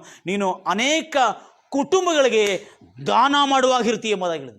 ನೀನು ಮಾತ್ರ ಬಡತನದಿಂದ ಬಿಡುಗಡೆ ಆಗೋದಲ್ಲ, ನೀನು ಅನೇಕ ಕುಟುಂಬಗಳಿಗೆ ದಾನ ಮಾಡುವಾಗ ನೀನು ಇರ್ತೀಯ ಎಂಬುದಾಗಿ ಹೇಳಿದನು. ಅಂಥ ಒಂದು ಮಾತನ್ನು ಅಬ್ರಾಮನಿಗೆ ಸರ್ವಶಕ್ತನಾದ ದೇವರು ಪ್ರಕಟಿಸಿದ್ದೇ ಮೊದಲನೇ ಸುವಾರ್ತೆ ಎಂಬುದಾಗಿ ಬೈಬಲ್ ಹೇಳ್ತಾ ಇದೆ. ಹಲ್ಲೆಲೂಯ. ಆವಾಗ ಡಾಕ್ಟರ್ ಪಾಲ್ ಯಾಂಗಿಚ್ ಅವರು ಈ ರೀತಿಯಲ್ಲಿ ಸುವಾರ್ತೆಯನ್ನು ಸಾರಲಿಕ್ಕೆ ಅವರು ಆ ದಿನವೆಲ್ಲ, ಆ ವಾರಗಳೆಲ್ಲ, ಆ ತಿಂಗಳವೆಲ್ಲ ಸುವಾರ್ತೆಯನ್ನು ಓದಿಕೊಂಡು ಆತನು ನಂಬಿಕೆಯಿಂದ, ಯಾಕಂದರೆ ಆತನ ಚರ್ಚೆಗೆ 5 ಜನ ಬರ್ತಾ ಇದ್ದಾರೆ. ಎಷ್ಟು ಜನ? ಸುಮಾರು 72ನೇ ಇಸ್ವಿಯಲ್ಲಿ ಕಾಣಿಸ್ತದೆ. 72ನೇ ಇಸ್ವಿಯಲ್ಲಿ, 1972ನೇ ಇಸ್ವಿಯಲ್ಲಿ 5 ಜನ ಬರ್ತಾ ಇದ್ದಾರೆ ಆತನ ಚರ್ಚೆ. ಅದು ಯಾರು? ಅವ್ರ ಸಂಬಂಧಿಕರಷ್ಟೇ, ಅವರ ಅತ್ತೆ ರಿಲೇಷನ್, ತನ್ನ ರಿಲೇಷನ್ ಅಷ್ಟೇ, ಮತ್ತೆ ಯಾರಿಲ್ಲ. 5 ಜನ ಅವರು ಚರ್ಚೆಗೆ ಹೋಗ್ತಾ ಇದ್ರು. ಆದರೆ ಈತನು ಈ 4 ವರ್ಷ ಬೈಬಲ್ ಥಿಯಾಲಜಿ ಮಾಡಿದ ನಂತರನೂ ಕಲಿಬೇಕಾಗಿರ್ತಕ್ಕಂಥ ಸಂಗತಿ ನಾನು ಕೂಡ ಅದರಲ್ಲಿ ಕಲಿತುಕೊಂಡಿದ್ದೆ. ದೇವರ ಮಕ್ಕಳೇ, ನಾನು ನಂಬುತ್ತೇನೆ ನೀವು ಕೂಡ ಅದನ್ನು ತಿಳಿದುಕೊಂಡಿರ್ತೀರಿ ಎಂಬುದಾಗಿ. ಈಗ ಅದಾದ ನಂತರ ಈತನು ಓದಿ ಬೈಬಲನ್ನು ಓದಿ ತೀರ್ಮಾನ ಮಾಡಿಕೊಂಡು, ಯೇಸುವೆ, ಸುವಾರ್ತೆ ಸಾರೋದಂದರೆ ಪರಲೋಕ ರಾಜ್ಯ, ಪರಲೋಕ ಮತ್ತು ನರಕ ಅನ್ನೋದು ನೀನು ಎಲ್ಲೂ ಯೇಸು ಕ್ರಿಸ್ತನು ಸತ್ತ ನಂತರ ನೀವು ಪರಲೋಕಕ್ಕೆ ಬರಬೇಕಂದ ಸುವಾರ್ತೆ ಸಾರಲಿಲ್ಲ ಆತನು. ಸತ್ತ ನಂತರ ನೀವು ನರಕಕ್ಕೆ ಹೋಗ್ತೀರಂತೇಳಿ ಕೂಡ, ಇದು ಬೈಬಲ್ ಟೀಚಿಂಗ್ ಅಲ್ಲಿ, ಉಪದೇಶಗಳಲ್ಲಿ ಬರ್ತಕ್ಕಂಥ ಸಂದೇಶವು. ಆದರೆ ಯೇಸು ಕ್ರಿಸ್ತನು ಹೇಳಿದು ಪರಲೋಕ ರಾಜ್ಯದ ವ್ಯವಸ್ಥೆಯಲ್ಲಿ ನೀವು ಬರಬೇಕು. ಪರಲೋಕ ಅಲ್ಲ, ಪರಲೋಕ ರಾಜ್ಯ. ಇದು ನಾನು ಮುಂದೆ ಏನು ಬರ್ತಕ್ಕಂಥ ಧ್ಯಾನದ ಸಮಯದಲ್ಲಿ, ಪರಲೋಕ ಅಂದ್ರೆ ಏನು, ಪರಲೋಕ ರಾಜ್ಯ ಅಂತೇನು. ಮನುಷ್ಯನು ಸತ್ತೋದ ನಂತರ ಎಲ್ಲಿ ಹೋಗ್ತಾನೆ? ನೀವೆಲ್ಲರೂ ಹೇಳ್ತೀರಿ ಪರಲೋಕ ರಾಜ್ಯ ಹೋಗ್ತೀನಿ ಎಂಬುದಾಗಿ. ಅಲ್ಲ, ಪರಲೋಕ ಅಲ್ಲ, ಅವ್ರು ಹೋಗೋದು ಪರದೇಸಿ ಸತ್ತ ನಂತರ. ನೆನಪಿಟ್ಕೊಳ್ರಿ ದೇವ್ರ ಮಕ್ಕಳೇ, ಪರದೇಸಿಗೆ ಹೋಗ್ತಾರೆ ಹೊರತು ಪರಲೋಕಕ್ಕಲ್ಲ. ಹಲ್ಲೆಲೂಯಾ. ಸ್ವಲ್ಪ ಜೀರ್ಣ ಮಾಡ್ಕೊಳ್ಳೋಕೆ ಸ್ವಲ್ಪ ಕಷ್ಟ ಆಗ್ಬೋದು ನಿಮಗೆ, ಆದರೆ ಸತ್ಯನೇ. ನನ್ನ ಸಂದೇಶವನ್ನು ಕೇಳತಕ್ಕಂಥ ನೀವೆಲ್ಲರೂ ಬೈಬಲನ್ನು ಸ್ವಲ್ಪ ಮಟ್ಟಿಗೆ ನೀವು ತಿಳಿದಿರೋರಾದರೆ ನನ್ನ ಈ ಒಂದು ಉಪದೇಶವನ್ನು, ಈ ಒಂದು ಸುವಾರ್ತೆಯನ್ನು ನೀವು ಒಪ್ಪಿಕೊಳ್ತೀರಿ. ಅದಕ್ಕಾಗಿ ಡಾಕ್ಟರ್ ಪಾಲ್ ಯಾಂಗಿಚ್ ಅವರು ಸುಮಾರಷ್ಟು ದಿನಗಳು ಆತನು ಅಧ್ಯಯನ ಮಾಡಿ ಪ್ರಾರ್ಥನೆ ಮಾಡಿದ ನಂತರ ಈಗ ಸಿದ್ಧವಾದ ಸುವಾರ್ತೆಯನ್ನು ಓದಿ, ಯೇಸುವೆ ನಾನು ಏನು ಹೇಳಲಿ ಎಂಬುದಾಗಿ ತನ್ನ ಮನಸ್ಸಿನಲ್ಲಿ ಪೂರ್ಣವಾಗಿ ತಿಳಿದುಕೊಂಡು ಅರ್ಥ ಮಾಡಿಕೊಂಡು ನೇರವಾಗಿ ಹೋಗಿದ. ಅವರ ಅತ್ತೆ ಹೇಳಿದ, ಅತ್ತೆ ಬಾ ಹೋಗೋಣ, ಆ ಸ್ತ್ರೀಯ ಮನೆಯನ್ನು ಮತ್ತೊಂದು ಆವರ್ತಿ ಅವ್ರನ್ನು ವಿಸಿಟ್ ಮಾಡೋಣ, ಅವ್ರನ್ನು ದರ್ಶಿಸೋಣ ಎಂಬುದಾಗಿ ಪಾಲ್ ಯಾಂಗಿಚ್ ಅವರು ಮೊಟ್ಟ ಮೊದಲಾಗಿ ಅವರ ಸೇವೆಯಲ್ಲಿ ಬಂದಿರತಕ್ಕಂಥ ದೊಡ್ಡ ಪ್ರಶ್ನೆ, ಆ ಸಮಸ್ಯೆ, ಅದಕ್ಕೆ ಪರಿಹಾರವನ್ನು ಬೈಬಲ್ನ 4 ಸುವಾರ್ತೆಗಳಲ್ಲಿ ಮತ್ತೊಂದು ಆವರ್ತಿ ಓದಿಕೊಂಡು ಪಡೆದುಕೊಂಡು ದೇವರ ವಾಕ್ಯ ಭರಿತರಾಗಿ ಮತ್ತು ತಿರುಗಿ ಅವಳ ಬಾಗಿಲವನ್ನು, ಆ ನಾರ್ತ್ ಕೊರಿಯಾ, ಉತ್ತರ ಕೊರಿಯಾದಿಂದ ಪಲಾಯನವಾಗಿ ಬಂದಿರತಕ್ಕಂಥ ಒಂದು ಬಡ ಸ್ತ್ರೀಯ ಕುಟುಂಬಕ್ಕೆ ಮತ್ತೊಂದು ಆವರ್ತಿ ಬಾಗಿಲವನ್ನು ತಟ್ಟಿದ ಕೂಡಲೇ ಅವಳು ಬಾಗಿಲ ತೆರೆದ ಕೂಡಲೇ ಆ ಸ್ತ್ರೀಗೆ ಎಷ್ಟು ಸಿಟ್ಟು ಬಂತು. ಏನು, ಮತ್ತು ನೀನು ಬಂದಿದ್ದೀಯ ಅಂಥೇಳಿ ಬಹಳ ಸಿಟ್ಟಿಂದ ಆತನ ನೋಡಿದ್ರು. ಆಗ ಪಾಲ್ ಯಾಂಗಿಚ್ ಅವರು ನಗುಮುಖದಿಂದ, ಮತ್ತು ನೀನು ಯಾಕೆ ಬಂದಿದ್ದೀ ನಮ್ಮ ಮನೆಗೆ ಎಂಬುದಾಗಿ ಹೇಳಿದ್ಲು. ಕೇಳಿದ ಕೂಡಲೇ ನಗುಮುಖದಿಂದ, ಇಲ್ಲ ಅಮ್ಮ, ನಿನಗಾಗಿ ನನ್ನ ಹತ್ರ ಒಂದು ಶುಭವಾರ್ತೆ ಇದೆ ಅಂತ ಹೇಳಿದ. ಅದು ಎಂಥ ಶುಭವಾರ್ತೆ? ಯೇಸು ನಿನ್ನನ್ನು ರೋಗದಿಂದ ಗುಣಪಡಿಸ್ತಾನಮ್ಮ ಅಂತ ಹೇಳಿದ. ಆವಾಗ ಅವಳು ಸ್ತಬ್ಧಳಾದಳು. ನಿನ್ನ ರೋಗವನ್ನು ಯೇಸು ಗುಣಪಡಿಸುತ್ತಾನೆ ಎಂಬುದಾಗಿ ಹೇಳಿದ. ಮತ್ತು ಅವಳು ಒಳಗೆ ಕರೆದಳು. ಒಳಗೆ ಕರೆದ ಮೇಲೆ ಮಾತಾಡ್ತಾ ಇದ್ದು, ಏನೋ ಒಂದು ಸಂದೇಶ ಇದೆ, ನಿನಗಾಗಿ ಒಂದು ಸಂದೇಶ. ನಿನ್ನ ರೋಗವನ್ನು ಖಂಡಿತವಾಗಿ ನನ್ನ ಯೇಸು ಕ್ರಿಸ್ತನು ಗುಣಪಡಿಸುತ್ತಾನೆ ಎಂಬುದಾಗಿ ಸಾರಿದ. ಅವಳು ನಿಜವಾಗಲೂ ಅವಳು ದಾಹದಿಂದ ರೋಗಗ್ರಸ್ತಳಾಗಿರೋಳಿಗೆ ಶುಭವಾರ್ತೆ ಏನು, ನೀನು ಗುಣಮುಖಳಾಗುತ್ತಿ. ಆಮೇಲೆ ಹೇಳಿದ, ದೇವರು ನನ್ನ ಕರ್ತನಾದ ಯೇಸು ಕ್ರಿಸ್ತನು ನಿನ್ನ ಬಡತನದಿಂದ ನಿನ್ನನ್ನು ಹೊರತರುತ್ತಾನೆ ಎಂಬುದಾಗಿ ಹೇಳಿದ. ಹಲ್ಲೆಲೂಯಾ. ಪಾಲ್ ಯಾಂಗಿಚ್ ಅವರು ಹೇಳ್ತಾ ಇರುವಾಗ ಪೂರ್ಣ ಆತ್ಮವಿಶ್ವಾಸದಿಂದ, ಓದಿರ್ತಕ್ಕಂಥ ಬೈಬಲಿನ ವಿಶ್ವಾಸದಿಂದ, ಪೂರ್ಣವಾಗಿ ಫೋರ್ಸ್ನಲ್ಲಿ, ಒಂದು ಹುಮ್ಮಸ್ಸದಿಂದ, ಅಭಿಷೇಕದಿಂದ ಹೋಗಿ ಮಾತಾಡ್ತಾ ಇದ್ದಾನೆ ಪಾಲ್ ಯಾಂಗಿಚ್ ಅವರು. ಮತ್ತು ಹೇಳಿದಾನೆ, ನಿನ್ನ ಗಂಡನನ್ನು ಕುಡಿತನ ಚಟದಿಂದ ಡೆಲಿವರೆನ್ಸ್ ಮಾಡ್ತಾನೆ, ಬಿಡುಗಡೆ ಮಾಡ್ತಾನೆ ಎಂಬುದಾಗಿ ಹೇಳಿದ. ಆವಾಗ ಅವಳು ನಿಜವಾಗಲೂ ಪಾಲ್ ಯಾಂಗಿಚ್ ಎಂಬ ದೊಡ್ಡ ಸೇವಕರು ಈಗ ಪೂರ್ಣವಾಗಿ ಲೀನಳಾಗಿ ಆತನ ಮಾತನ್ನು ಕೇಳಲಿಕ್ಕೆ ಆರಂಭ ಮಾಡಿದ್ಲು. ಅಯ್ಯ, ಹೌದಾ, ಯೇಸು ನಿಜವಾಗಲೂ ನನ್ನನ್ನು ಗುಣಪಡಿಸ್ತಾನ? ಯೇಸು ನಿಜವಾಗಲೂ ನನ್ನ ಬಡ ಮಕ್ಕಳನ್ನು ಬಡ ಸ್ಥಿತಿಯಿಂದ ನಾನು ಹೊರತರ್ತಾನ?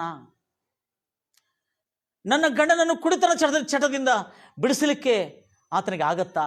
ಹೌದಮ್ಮ, ಖಂಡಿತವಾಗಿ ಯೇಸು ಕ್ರಿಸ್ತನು ನಿನ್ನ ಗಂಡನನ್ನು ಕುಡಿತನ ಚಟದಿಂದ ಬಿಡುಗಡೆ ಮಾಡುತ್ತಾನೆ. ನಿನ್ನ ಬಡತನದಿಂದ ಆತನು ಖಂಡಿತವಾಗಿ ನಿನ್ನನ್ನು ಬಿಡುಗಡೆ ಮಾಡ್ತಾನೆ. ನಿನ್ನ ಮಕ್ಕಳು ಒಳ್ಳೆಯ ಶಾಲಾ ಕಾಲೇಜುಗಳಲ್ಲಿ ಓದುವಂತೆ ದೇವರು ಮಾಡ್ತಾನೆ ಎಂಬುದಾಗಿ ಹೇಳಿದ ಕೂಡಲೇ ಅವಳು ಬಹಳ ಸಂತಸ ತುಂಬಿದವಳಾಗಿ, ಆದರಣೆ ತುಂಬಿದವಳಾಗಿ, ಕಣ್ಣೀರಿನಿಂದ ಆ ತಾಯಿ, ನಿನ್ನ ಗಂಡನು ಖಂಡಿತವಾಗಿ ಸೇರೆ ಕುಡಿಯೋದನ್ನು ಬಿಡ್ತಾನೆ, ಕುಡಿತನ ಚಟದಿಂದ ಬಿಡುಗಡೆ ಆಗ್ತದೆ ಎಂಬುದಾಗಿ ಹೇಳಿ ಆತನು ಪಾಲ್ಯಾಂಗಿಚೋರು ವಿಶ್ವಾಸದಿಂದ ಅವರು ಬೈಬಲನ್ನು ಓದಿ ಪೂರ್ಣ ಹುಮ್ಮಸ್ಸದಿಂದ ತುಂಬಿದ್ರು, ಪೂರ್ಣ ಆ ಒಂದು ಸಂತಸದಿಂದ ತುಂಬಿದ್ರು, ಆನಂದದಿಂದ ತುಂಬಿದ್ರು, ಆ ಧೈರ್ಯದಿಂದ ತುಂಬಿ ಹೇಳ್ತಾ ಇದ್ದಾರೆ ಅವರು, ಯೇಸು ಖಂಡಿತವಾಗಿ ನಿನ್ನನ್ನು ರೋಗದಿಂದ, ನಿನ್ನ ಮಕ್ಕಳನ್ನು ನಿನ್ನ ಬಡತನದಿಂದ, ನಿನ್ನ ಗಂಡನನ್ನು ಕುಡಿತನ ಚಟದಿಂದ ಬಿಡುಗಡೆ ಮಾಡಬಲ್ಲವನೆಂಬುದಾಗಿ ಹೇಳಿದುಕೊಳ್ಳಿ. ಹಾಗಾದರೆ ಆ ಸ್ತ್ರೀ ಹೇಳಿದಳು, ನಾನೇನು ಮಾಡಬೇಕಯ್ಯ ಎಂಬುದಾಗಿ ಕೇಳಿಕೊಂಡ್ಳು. ನಾನೇನು ಮಾಡಬೇಕು? ಅದಕ್ಕಾಗಿ ನೀನು ಏನೂ ಮಾಡೋದು ಬೇಡ, ನನ್ನನ್ನು ಹಿಂಬಾಲಿಸು ಹೇಳಿ ಪಾಲ್ಯಾಂಗಿಚೋರು ಮತ್ತು ಅವರ ಅತ್ತೆ ಆ ಸ್ತ್ರೀಯನ್ನು ಟೆಂಟ್ ಚರ್ಚ್ನಲ್ಲಿ ತಗೊಂಡೋದಳು. ಹಲ್ಲೆಲೂಯಾ. ಅಲ್ಲೇ ಅಮೆರಿಕನ್ ಸೈನಿಕರು ಆ ಕಾಲದಲ್ಲಿ ಸೌತ್ ಕೊರಿಯಾ, ನಾರ್ತ್ ಕೊರಿಯಾ, ಅಲ್ಲೇ ಮಧ್ಯದಲ್ಲಿ ನಡೀತಿರ್ತಕ್ಕಂಥ ಕೆಲವೊಂದು, ಜಪಾನಲ್ಲಿ ನಡೀತಕ್ಕಂಥ ಕೆಲವು ಯುದ್ಧದ ಮಧ್ಯದಲ್ಲಿ ಈ ಸೌತ್ ಕೊರಿಯಾದಲ್ಲಿ ಟೆಂಟ್ಗಳು ಹಾಕಿದ್ರು ಅಮೆರಿಕನ್ ಜನ. ಆ ಟೆಂಟ್ಗಳನ್ನು, ಹರಿದು ಬಿದ್ದಿರೋ ಟೆಂಟ್ಗಳನ್ನು, ಹಳೆ ಟೆಂಟ್ಗಳನ್ನು ಬಿಟ್ಟು ಹೋಗಿದ್ರು ಅವರು. ಆ ಟೆಂಟ್ಗಳನ್ನು ತೆಗೆದುಕೊಂಡು ಪಾಲ್ಯಾಂಗಿಚೋರು ತಮಗೆ ಒಂದು ಚರ್ಚನ್ನು ಕಟ್ಟಿಕೊಂಡಿದ್ರು ಅವರು. ಆ ಟೆಂಟ್ಗಳಿಂದ ಒಂದು ಕಟ್ಟಿದ್ರು ಅವರು, ಒಂದು ಪ್ರಾರ್ಥನೆ ಆಲಯವನ್ನು ಕಟ್ಟಿದ್ರು. ಆ ಟೆಂಟ್ ಹತ್ರ ಆ ಸ್ತ್ರೀ ನಡ್ಕೊಳ್ತಾ ಬರ್ತಾ ಇದ್ದಾಳೆ. ಸ್ತ್ರೀ ನಡ್ಕೊಳ್ತಾ ಬರುವಾಗ ಆಗಿರ್ತಕ್ಕಂಥ ಸಂಗತಿ ಏನಂದ್ರೆ, ಆ ಪಾಸ್ಟರ್ ಅವರು ಟೆಂಟ್ ಒಳಗೆ ಹೋಗ್ತಾರೆ. ಟೆಂಟ್ ಒಳಗೆ ಹೋಗಿದ ಕೂಡಲೇ ಈ ಸ್ತ್ರೀ ನೋಡ್ತಾಳೆ, ಏನಪ್ಪ ಈ ಮನುಷ್ಯ ಟೆಂಟ್ ಒಳಗೆ ಪ್ರೇಯರ್ ನಡೆಸ್ತಾ ಇದ್ದಾನಲ್ಲ ಅಂತೇಳಿ ನೋಡ್ತಾಳೆ. ನೋಡಿದ ಕೂಡಲೇ ಆ ಟೆಂಟ್ ಒಳಗೆ ಅವ್ರ ಅತ್ತೆ, ಪಾಲ್ಯಾಂಗಿಚೋರ ಅತ್ತೆ ಮತ್ತು ತಾನು ಪ್ರವೇಶ ಮಾಡ್ತಾರೆ. ಪ್ರವೇಶ ಮಾಡಿದ ಕೂಡಲೇ ಒಳಗೆ ಬರ್ತಾಳೆ ಅವಳು. ಒಳಗೆ ಬಂದು ಪಾಲ್ಯಾಂಗಿಚೋರು ಹೇಳ್ತಾಳೆ, ಅಯ್ಯ ನೀನೇನಯ್ಯ ಇಂಥ ಒಂದು ಟೆಂಟಲ್ಲಿ ಪ್ರೇಯರ್ ಅಂತ ನಡೆಸ್ತಾ ಇದ್ದೀ, ಚರ್ಚ್ ಅಂತ ನಡೆಸ್ತಾ ಇದೆಯಲ್ಲ ಅಂತ ಕೇಳಿದ್ಲು. ಹೌದಮ್ಮ, ನಾನು ಈ ಟೆಂಟ್ ಗೊತ್ತಿದೆ, ನನ್ನ ಕರ್ತನಾದ ಯೇಸು ಈ ಟೆಂಟಿಂದ ನನಗೆ ದೊಡ್ಡ ಆಲಯವನ್ನು ಕೊಡ್ತಾನೆ ಎಂಬುದಾಗಿ. ಅದೇ ಯೇಸು ನಿನಗೂ ನಿನ್ನ ಬಡತನದಿಂದ, ನಿನ್ನ ರೋಗದಿಂದ, ನಿನ್ನ ಗಂಡನ ಕುಡಿತನ ಚಟದಿಂದ ಖಂಡಿತವಾಗಿ ಬಿಡುಗಡೆ ಮಾಡ್ತಾನೆ ಎಂಬುದಾಗಿ ನನಗೆ ಗೊತ್ತಿದೆ, ನಿನಗೆ ಬಿಡುಗಡೆ ಮಾಡೇ ಮಾಡ್ತಾನೆ ಎಂಬುದಾಗಿ ಹೇಳಿಕೊಂಡು ಆ ಪಾಲ್ಯಾಂಗಿಚೋರು ಆ ಸ್ತ್ರೀಗೆ ಸುವಾರ್ತೆಯನ್ನು ಸಾರ್ತಾ ದಿನನಿತ್ಯ ಬೆಳಿಗ್ಗೆ 5 ಗಂಟೆಗೆ ಅವಳು ಪ್ರೇಯರ್ಗೆ ಬರ್ತಿದ್ಲಂತೆ. ಪಾಲ್ಯಾಂಗಿಚೋರು ಹೇಳಿದ್ರು, ನೀನು ನಿಜವಾಗಲೂ ನಿನ್ನ ಜೀವನದಲ್ಲಿ ಸುಖ ಪಡ್ಕೊಳ್ಬೇಕಾದ್ರೆ ಬೆಳಿಗ್ಗೆ 5 ಗಂಟೆಗೆ ನೀವೆಲ್ಲರೂ ಪ್ರೇಯರ್ ಬರಬೇಕೆಂಬುದಾಗಿ ಹೇಳಿದ. ಆದರೆ ಆ ಸ್ತ್ರೀ ಮಾತ್ರ ಬೆಳಿಗ್ಗೆ 5 ಗಂಟೆಗೆ ಬರ್ತಿದ್ರು. ಅದರೊಟ್ಟಿಗೆ ಪಾಲ್ಯಾಂಗಿಚೋರ ಸಂಬಂಧಿಕರು 5 ಜನರು ಮಾತ್ರ ಆ ಪ್ರಾರ್ಥನೆಯಲ್ಲಿ ಆ ಟೆಂಟ್ನಲ್ಲಿ ಕೂಡ್ತಿದ್ರು. ಆ ಸಮಯದಲ್ಲಿ ಕೆಲವು ದಿನಗಳಾದ ಮೇಲೆ ಅವಳ ಹೊಟ್ಟೆಯಲ್ಲಿ ಇರತಕ್ಕಂಥ ಭಯಂಕರವಾದ ಹೊಟ್ಟೆನೋ, ಎಷ್ಟೋ ವರ್ಷಗಳಿಂದ ಕಾಡ್ತಿರ್ತಕ್ಕಂಥ ಹೊಟ್ಟೆನೋ ಅವಳನ್ನು ಬಿಟ್ಟು ಹೋಯಿತು. ಹಲ್ಲೆಲೂಯಾ. ತದನಂತರ ಕೆಲವು ದಿವಸಗಳಾದ ಮೇಲೆ, ಕೆಲವು ತಿಂಗಳುಗಳು ಹಾಗೆ ಅವಳು ಕಂಟಿನ್ಯೂ ಆಗಿ ಚರ್ಚ್ಗೆ ಪ್ರಾರ್ಥನೆಗೆ ಹೋಗ್ತಾ ಇದ್ರು. ಡಾಕ್ಟರ್ ಪಾಲ್ಯಾಂಗಿಚೋರು ಸುವಾರ್ತೆ ಸಾರ್ತಾ ಇದ್ರು. ಆಮೇಲೆ ಅವರ ಗಂಡನು ಕುಡಿತನ ಚಟದಿಂದ ಬಿಡುಗಡೆ ಆದನು. ಹಲ್ಲೆಲೂಯಾ. ಕೆಲವು ದಿವಸಗಳಾದ ಮೇಲೆ ಡಾಕ್ಟರ್ ಪಾಲ್ಯಾಂಗಿಚೋರು ಇನ್ನೂ ಬಲವಾಗಿ ಪ್ರೇಯರ್ ಮಾಡ್ತಾ ಇರುವಾಗ ಸೌತ್ ಕೊರಿಯಾನ, ದಕ್ಷಿಣ ಕೊರಿಯಾ ಸರ್ಕಾರದವರು ಪಲಾಯನವಾಗಿದ್ದವರನ್ನು ಬಂದಿರತಕ್ಕಂಥವ್ರಿಗೆ ಸಹಾಯ ಮಾಡಬೇಕನ್ನೋ ಉದ್ದೇಶದಿಂದ ಅವರ ಮನೆಯಲ್ಲಿರ್ತಕ್ಕಂಥ ಅನೇಕ ಪಲಾಯನ ಆಗಿರ್ತಕ್ಕಂಥ ಎಲ್ಲ ಆಶ್ರಿತರಿಗೆ, ಯುದ್ಧದಿಂದ ಪರಾರಾಗಿ ಬಂದಿರತಕ್ಕಂಥ ಆಶ್ರಿತರಿಗೆ ಆಹಾರವು, ಶಾಲಾ ಕಾಲೇಜುಗಳನ್ನು ಕಲಿಸ್ಕೊಡ್ಬೇಕೆಂಬುದಾಗಿ ಉದ್ದೇಶದಿಂದ ಅವರ ಎಲ್ಲ 9 ಮಕ್ಕಳನ್ನು ಕೂಡ ಶಾಲೆಯಲ್ಲಿ ದಾಖಲೆ ಮಾಡಿ ಅವರ 9 ಮಕ್ಕಳು ಓದುವಂತೆ ಆ ಸರ್ಕಾರ ಮಾಡುವಂಥ ಪ್ರೇರೇಪಣೆ ಆಯಿತು.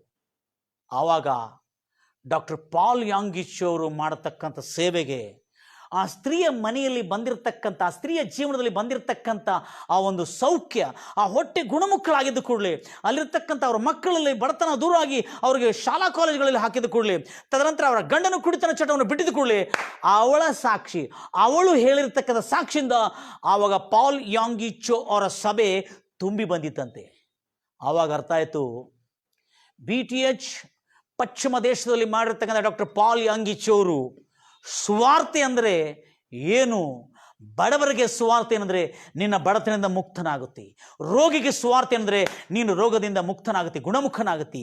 ಮತ್ತು ಒಂದು ವ್ಯಾಧಿ ಪೀಡಿತನಿಗೆ ಅಶಾಂತಿಯಿಂದ ಇರತಕ್ಕಂಥ ಕುಡಿತನ ಚಟದಿಂದ, ವ್ಯಭಿಚಾರದ ಚಟದಿಂದ, ಅಥವಾ ಮದ್ಯಪಾನದ ಚಟದಿಂದ, ಡ್ರಗ್ಸ್ ಚಟದಿಂದ, ಅಥವಾ ಯಾವುದೋ ಒಂದು ಮದ್ಯ ವಸ್ತುಗಳಿಂದ, ಇವುಗಳಿಂದ ನೀನು ಬಂಧಿತನಾಗಿದೆಯಾ, ಶೋಧಿತನಾಗಿದೆಯಾ, ಮಗ್ನನಾಗಿದೆಯಾ, ಅದಕ್ಕೆ ದಾಸನಾಗಿದೆಯಾ, ಆದ್ದರಿಂದ ಬಿಡುಗಡೆ ಎಂಬುದಾಗಿ ಹೇಳುವುದೇ ಸುವಾರ್ತೆ ಅನ್ನತಕ್ಕಂಥ ಸತ್ಯವು ಡಾಕ್ಟರ್ ಪಾಲ್ ಯಾಂಗಿ ಚೋ ಅವರು ತಿಳ್ಕೊಂಡು ಅಂದಿನಿಂದ ಯೇಸು ಕ್ರಿಸ್ತನ ರಾಜ್ಯದ ಸುವಾರ್ತೆಯನ್ನು ಸಾರಲು ಆರಂಭ ಮಾಡಿದ. ಈಗೋ ಯೇಸು ಕ್ರಿಸ್ತನ ನಂಬಿದರೆ ನೀವು ಖಂಡಿತವಾಗಿ ರೋಗದಿಂದ ಮುಕ್ತರಾಗ್ತೀರಿ, ಯೇಸು ಕ್ರಿಸ್ತನ ನಂಬಿದರೆ ನಿಮ್ಮ ಬಡತನದಿಂದ ಮುಕ್ತರಾಗ್ತೀರಿ, ಯೇಸು ಕ್ರಿಸ್ತನ ನಂಬಿದರೆ ನಿಮಗೆ ಮನಃಶಾಂತಿ ಉಂಟಾಗ್ತದೆ, ಯೇಸು ಕ್ರಿಸ್ತನ ನಂಬಿದರೆ ನಿಮ್ಮ ಕುಟುಂಬದಲ್ಲಿರತಕ್ಕಂಥ ಯಾರಿಗೂ ಇರಲಿ ಕೆಟ್ಟ ಚಟದಿಂದ ಅವರು ಮುಕ್ತರಾಗ್ತಾರೆ ಅಂತೇಳಿ ಡಾಕ್ಟರ್ ಪಾಲ್ ಯಾಂಗಿ ಚೋ ಅವರು ಯೇಸು ಕ್ರಿಸ್ತನ ಈ 4 ಸುವಾರ್ತೆಗಳನ್ನು ಓದಿಕೊಂಡು ದೇವರಾತನಿಗೆ ಬಯಲುಪಟ್ಟಿರ್ತಕ್ಕಂಥ ಸಂದೇಶವನ್ನು ಸಾರುತ್ತಾ ಹೋದನು. ಆಗ ಜನರಿಗೆ ಪರಲೋಕ ಮತ್ತು ನರಕ ಅಂದರೆ ಏನು ಗೊತ್ತಾಯಿತು. ಆ ಸ್ತ್ರೀ ಹೇಳಿದ್ರು, ನನ್ನ ಮನೆಯಲ್ಲಿರ್ತಕ್ಕಂಥ ನರಕಕ್ಕಿಂತ ಮತ್ತೇನಾದರೂ ದೊಡ್ಡ ನರಕ ಇದೆಯಾ ಅಂತ ಹೇಳಿದ ಕೂಡಲೇ ಡಾಕ್ಟರ್ ಪಾಲ್ ಯಾಂಗಿ ಚೋ ಅವರು ಸ್ತಬ್ಧರಾದರು. ದೇವ್ರ ಮಕ್ಕಳೇ, ಈ ಸುವಾರ್ತೆಯನ್ನು ಸಾರಲಿಕ್ಕೆ ಆರಂಭ ಮಾಡಿರುವಾಗಲೇ ಪ್ರಪಂಚವೆಲ್ಲ ಸುವಾರ್ತೆ ಅಂದರೆ ಏನು ಎಂದು ತಿಳಿದುಕೊಂಡಿದ್ರು. ಆವಾಗಿಂದಲೇ ಸುವಾರ್ತೆ ಒಟ್ಟಿಗೆ ಸ್ವಸ್ಥತೆ, ಸುವಾರ್ತೆ ಒಟ್ಟಿಗೆ ಡೆಲಿವರೆನ್ಸ್ ಬಿಡುಗಡೆ, ಸುವಾರ್ತೆ ಒಟ್ಟಿಗೆ ಮತ್ತು ಆರ್ಥಿಕ ವ್ಯವಸ್ಥೆಯಲ್ಲಿ ಗುಣಮುಖರು, ಸುವಾರ್ತೆ ಒಟ್ಟಿಗೆ ದೆವ್ವಪೀಡಿತರಿಂದ ಬಿಡುಗಡೆ, ಸುವಾರ್ತೆ ಒಟ್ಟಿಗೆ ಸ್ವಸ್ಥತೆ, ಸುವಾರ್ತೆ ಒಟ್ಟಿಗೆ ಬಡತನದ ಬಿಡುಗಡೆ ಅನ್ನತಕ್ಕಂಥ ಸಂದೇಶವನ್ನು ಸಾರಲಿಕ್ಕೆ ಸ್ಟಾರ್ಟ್ ಮಾಡಿದ್ರೆ. ಅದಕ್ಕಾಗಿ ಯೇಸು ಕ್ರಿಸ್ತ ನಂಬಿದವನು ಆರ್ಥಿಕವಾಗಿ, ಆಧ್ಯಾತ್ಮಿಕವಾಗಿ, ಭೌತಿಕವಾಗಿ, ಮೊಟ್ಟ ಮೊದಲಾಗಿ ಆಧ್ಯಾತ್ಮಿಕವಾಗಿ ಮನಃಶಾಂತಿಯನ್ನು ಹೊಂದಿಕೊಳ್ತಾನೆ, ಆರ್ಥಿಕವಾಗಿ ದೇಹದಲ್ಲಿ ಅವನಿಗೆ ಆರೋಗ್ಯವನ್ನು ಹೊಂದಿಕೊಳ್ತಾನೆ, ಮತ್ತು ಆರ್ಥಿಕ ಸ್ಥಿತಿಯಲ್ಲಿ ಅವನು ಪೂರ್ಣ ಚೈತರಿಸಿಕೊಳ್ಳುತ್ತಾನೆ. ಆವಾಗ ಯೇಸು ಕ್ರಿಸ್ತ ನಂಬಿದ್ದವರಿಗೆ ಈ ಸುವಾರ್ತೆಯನ್ನು ಡಾಕ್ಟರ್ ಪಾಲ್ ಯಾಂಗಿ ಚೋ ಅವರು ಸಾರಿ ಬಡವರಿಗೆ ಶುಭ ವರ್ತಮಾನವನ್ನು ಹೇಳಲಿಕ್ಕೆ ನನ್ನ ಮೇಲೆ ಕರ್ತನ ಆತ್ಮ ಇದೆ ಎಂಬುದಾಗಿ ಯೇಸು ಕ್ರಿಸ್ತ ಹೇಳಿದನು.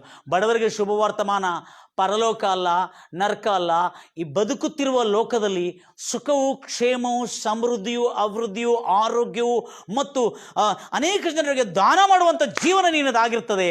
ತದನಂತರ ಈ ಲೋಕದ ಯಾತ್ರೆಯನ್ನು ಮುಗಿಸಿದ ನಂತರ ನೀನು ಪರದೇಶಿಗೆ ಸೇರುತ್ತಿ. ದೇವರ ಭಯಭಕ್ತಿಯಲ್ಲಿ ನಡ್ಕೊಳ್ಳೋದಾದರೆ, ಒಂದು ವೇಳೆ ದೇವರ ಭಯಭಕ್ತಿಯಲ್ಲಿ ಇಲ್ಲದಿದ್ದರೆ, ದೇವರನ್ನು ನಂಬಿಕೊಳ್ಳದೇ ಇದ್ದರೆ, ನೀವು ದೇವರ ವಿರೋಧವಾಗಿ ನಡ್ಕೊಳ್ಳೋದಾದರೆ, ನೀನು ಸತ್ತ ನಂತರ ನಿನ್ನ ಈ ಜೀವನ ಯಾತ್ರೆಯಲ್ಲಿ ಕೂಡ ನೀನು ನರಕ ಯಾತನೆ ಬದುಕುತ್ತಿರುವ, ಪ್ರತಿದಿನ ಬದುಕುತ್ತಿರ್ತಕ್ಕಂಥ 70 ವರ್ಷ 80 ವರ್ಷ ಆದರೂ ಕೂಡ ನೀನು ನರಕ ಯಾತನೆ ಇಲ್ಲೇ ಅನುಭವಿಸುತ್ತಿ. ಈ ಭೂಲೋಕದ 80 ಅಥವಾ 70 ವರ್ಷದ ನರಕಯಾತನೆ ನೀನು ಅನುಭವಿಸಬಾರದಂದರೆ ಇವತ್ತು ನನ್ನ ಜೊತೆಯಲ್ಲಿ ನೀನು ಕೂಡ ಯೇಸು ಕ್ರಿಸ್ತನನ್ನು ನಂಬಿಕೊಳ್ತಿ ಎಂಬುದಾಗಿ ತೀರ್ಮಾನ ಮಾಡಿಕೊಳ್ಳಬೇಕು. ಕಣ್ಣನ್ನು ಮುಚ್ಚೋಣ, ಪ್ರಾರ್ಥನೆ. ಎಲ್ಲ ನನ್ನ ಸಹೋದರಿ ಸಹೋದರಿ, ಈ ಒಂದು ಸುವಾರ್ತೆಯ ಕಾರ್ಯಕ್ರಮವನ್ನು, ಈ ವಾರ್ತೆಯ ಕಾರ್ಯಕ್ರಮವನ್ನು ನೀವೆಲ್ಲರೂ ಕೇಳ್ತಾ ಇದ್ರಿ. ನನಗೆ ನಂಬಿಕೆ ಇದೆ ನೀವೆಲ್ಲರೂ ಇನ್ನು ಮುಂದೆ ತಿಳಿದುಕೊಂಡಿರಿ. ಸುವಾರ್ತೆ ಅಂದರೆ ಪರಲೋಕದ ವಾರ್ತೆ ಅಲ್ಲ, ಅಂದರೆ ಪರಲೋಕಕ್ಕೆ ಸೇರುವುದಲ್ಲ ಅಥವಾ ನರಕಕ್ಕೆ ತಳ್ಳಲ್ಪಡುವುದಲ್ಲ. ಸುವಾರ್ತೆ ಅಂದರೆ ನೀನು ಇರುವ ಸ್ಥಿತಿಯಿಂದ, ಬಡತನದಿಂದ, ರೋಗದಿಂದ, ವ್ಯಾಧಿಗಳಿಂದ, ಸಮಸ್ಯೆಗಳಿಂದ ಹೊರತರುವುದೇ ಯೇಸು ಕ್ರಿಸ್ತನ ಸಾಮರ್ಥ್ಯವು, ಶಕ್ತಿಗೆ ಆ ಕಾರ್ಯ ಇದೆ. ಅದಕ್ಕಾಗಿ ಅಬ್ರಾಮ್, ಈಸಾಕ್, ಯಾಕೋಬರಿಗೆ ಯೇಸು ಕ್ರಿಸ್ತ, ಅಬ್ರಾಮ್, ಈಸಾಕ್, ಯಾಕೋಬರಿಗೆ ದೇವರು ಪರಲೋಕದ ವಿಷಯ ಸಾರಲಿಲ್ಲ. ಹಲ್ಲೆಲೂಯಾ. ಅಬ್ರಾಮ್, ಈಸಾಕ್, ಯಾಕೋಬರಿಗೆ ಪರಲೋಕದ ವಿಷಯದಲ್ಲಿ ಸಾರಲಿಲ್ಲ. ಅವರಿಗೆ ನೀನು ಹೊರಗೆ ಬಾ, ನಾನು ನಿನ್ನನ್ನು ದೊಡ್ಡ ಜನಾಂಗವಾಗಿ ಮಾಡುತ್ತೇನೆ, ನಾನು ನಿನ್ನ ಹೆಸರನ್ನು ಖ್ಯಾತಕ್ಕೆ ತರ್ತೇನೆ, ನಿನ್ನ ಮೂಲಕವಾಗಿ ಅನೇಕ ಕುಟುಂಬಗಳು ಆಶೀರ್ವದಿಸಲ್ಪಡುತ್ತವೆ. ಅಂದರೆ ಅರ್ಥ ಏನು? ನಿನ್ನ ಮೂಲಕವಾಗಿ ಅನೇಕ ಕುಟುಂಬಗಳು ಸಹಾಯ ಪಡ್ಕೊಳ್ತಾರೆ. ನಿನ್ನ ಮೂಲಕವಾಗಿ ಅನೇಕ ಕುಟುಂಬಗಳಿಗೆ ಸುಖವು, ಕ್ಷೇಮವು, ಸಮೃದ್ಧಿಯು, ಅಭಿವೃದ್ಧಿಯು, ಆರೋಗ್ಯವು ಸಿಗ್ತದೆ. ನಿನ್ನ ಮೂಲಕವಾಗಿ ಭೂಲೋಕದ ಅನೇಕ ಕುಟುಂಬಗಳಿಗೆ ದುಡಿಮೆ, ಕೆಲಸ ಸಿಗ್ತದೆ, ಜಾಬ್ ಸಿಗ್ತದೆ. ಅಬ್ರಹಾಮನೇ ನಿನ್ನ ಮೂಲಕವಾಗಿ ಅನೇಕ ಜನರಿಗೆ ನೀನು ದಾನ ಮಾಡುವಂಗಾಗ್ತಿ ಎಂಬುದಾಗಿ ಹೇಳಿ ಅಬ್ರಹಾಮನಿಗೆ ಮೊಟ್ಟ ಮೊದಲಾಗಿ ಸರ್ವಶಕ್ತನಾದ ದೇವರು ಅಬ್ರಹಾಮನಿಗೆ ಊರ್ ಎಂಬ ಕಲ್ದಿಯರ ದೇಶದಲ್ಲಿ ಊರ್ ಎಂಬ ಪಟ್ಟಣದಲ್ಲಿ, ಮೆಸೊಪೊತಾಮಿಯಾ ಎಂಬುದಾಗಿ ಇತ್ತೀಚೆಗೆ ಹೇಳ್ತಿರ್ತಕ್ಕಂಥ ಮೆಸೊಪೊತಾಮಿಯಾದಲ್ಲಿ ಆತನು ದೇವರು, ಸರ್ವಶಕ್ತನಾದ ದೇವರು ಅಬ್ರಹಾಮನಿಗೆ ದರ್ಶಿಸಿ ಹೇಳಿದ, ಈ ಪಟ್ಟಣದಿಂದ ನೀನು ಹೊರಗೆ ಬಾ, ನಾನು ಹೇಳುವ ದೇಶಕ್ಕೆ ಹೋಗು ಎಂಬುದಾಗಿ ಸಾರಿದ. ಇದು ಬೈಬಲ್ನಲ್ಲಿ ಉಲ್ಲೇಖಿಸಲ್ಪಟ್ಟಿರ್ತಕ್ಕಂಥ ಮೊಟ್ಟ ಮೊದಲಾಗಿ ಇದು ಸುವಾರ್ತೆ ಎಂಬುದಾಗಿ ಹೇಳಲಾಗಿದೆ. ಗಲಾತಿಯರಿಗೆ ಬರೆದ ಪತ್ರಿಕೆ 3ನೇ ಅಧ್ಯಾಯ 8ನೇ ವಚನದಲ್ಲಿ ಇದು ಸ್ಪಷ್ಟವಾಗಿ ಬರೆಯಲ್ಪಟ್ಟಿದೆ. ಒಬ್ಬರು ಓದ್ತೀರಿ, ಗಲಾತಿಯರಿಗೆ ಬರೆದ ಪತ್ರಿಕೆ 3ನೇ ಅಧ್ಯಾಯ. ಮೊದಲು ಸುವಾರ್ತೆ ಯಾರಿಗೆ ಸಾರಿದರು? ಸುವಾರ್ತೆ ಅಂದರೆ ಏನು? ಪರಲೋಕದ ಮತ್ತು ನರಕ ಅನ್ನೋದು ಸುವಾರ್ತೆ ಅಲ್ಲ.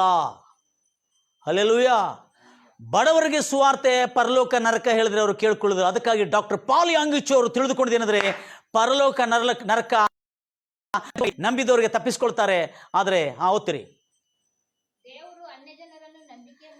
ಗಲಾತಿಯರಿಗೆ ಬರೆದ ಪತ್ರಿಕೆ 3ನೇ ಅಧ್ಯಾಯ 8ನೇ ವಚನದಲ್ಲಿ ಮೊದಲು ಸುವಾರ್ತೆ ಯಾರಿಗೆ ಸಾರಿದ್ರ ಬದಲಾಗಿ ಸರ್ವಶಕ್ತನಾದ ದೇವರು ಅನ್ಯ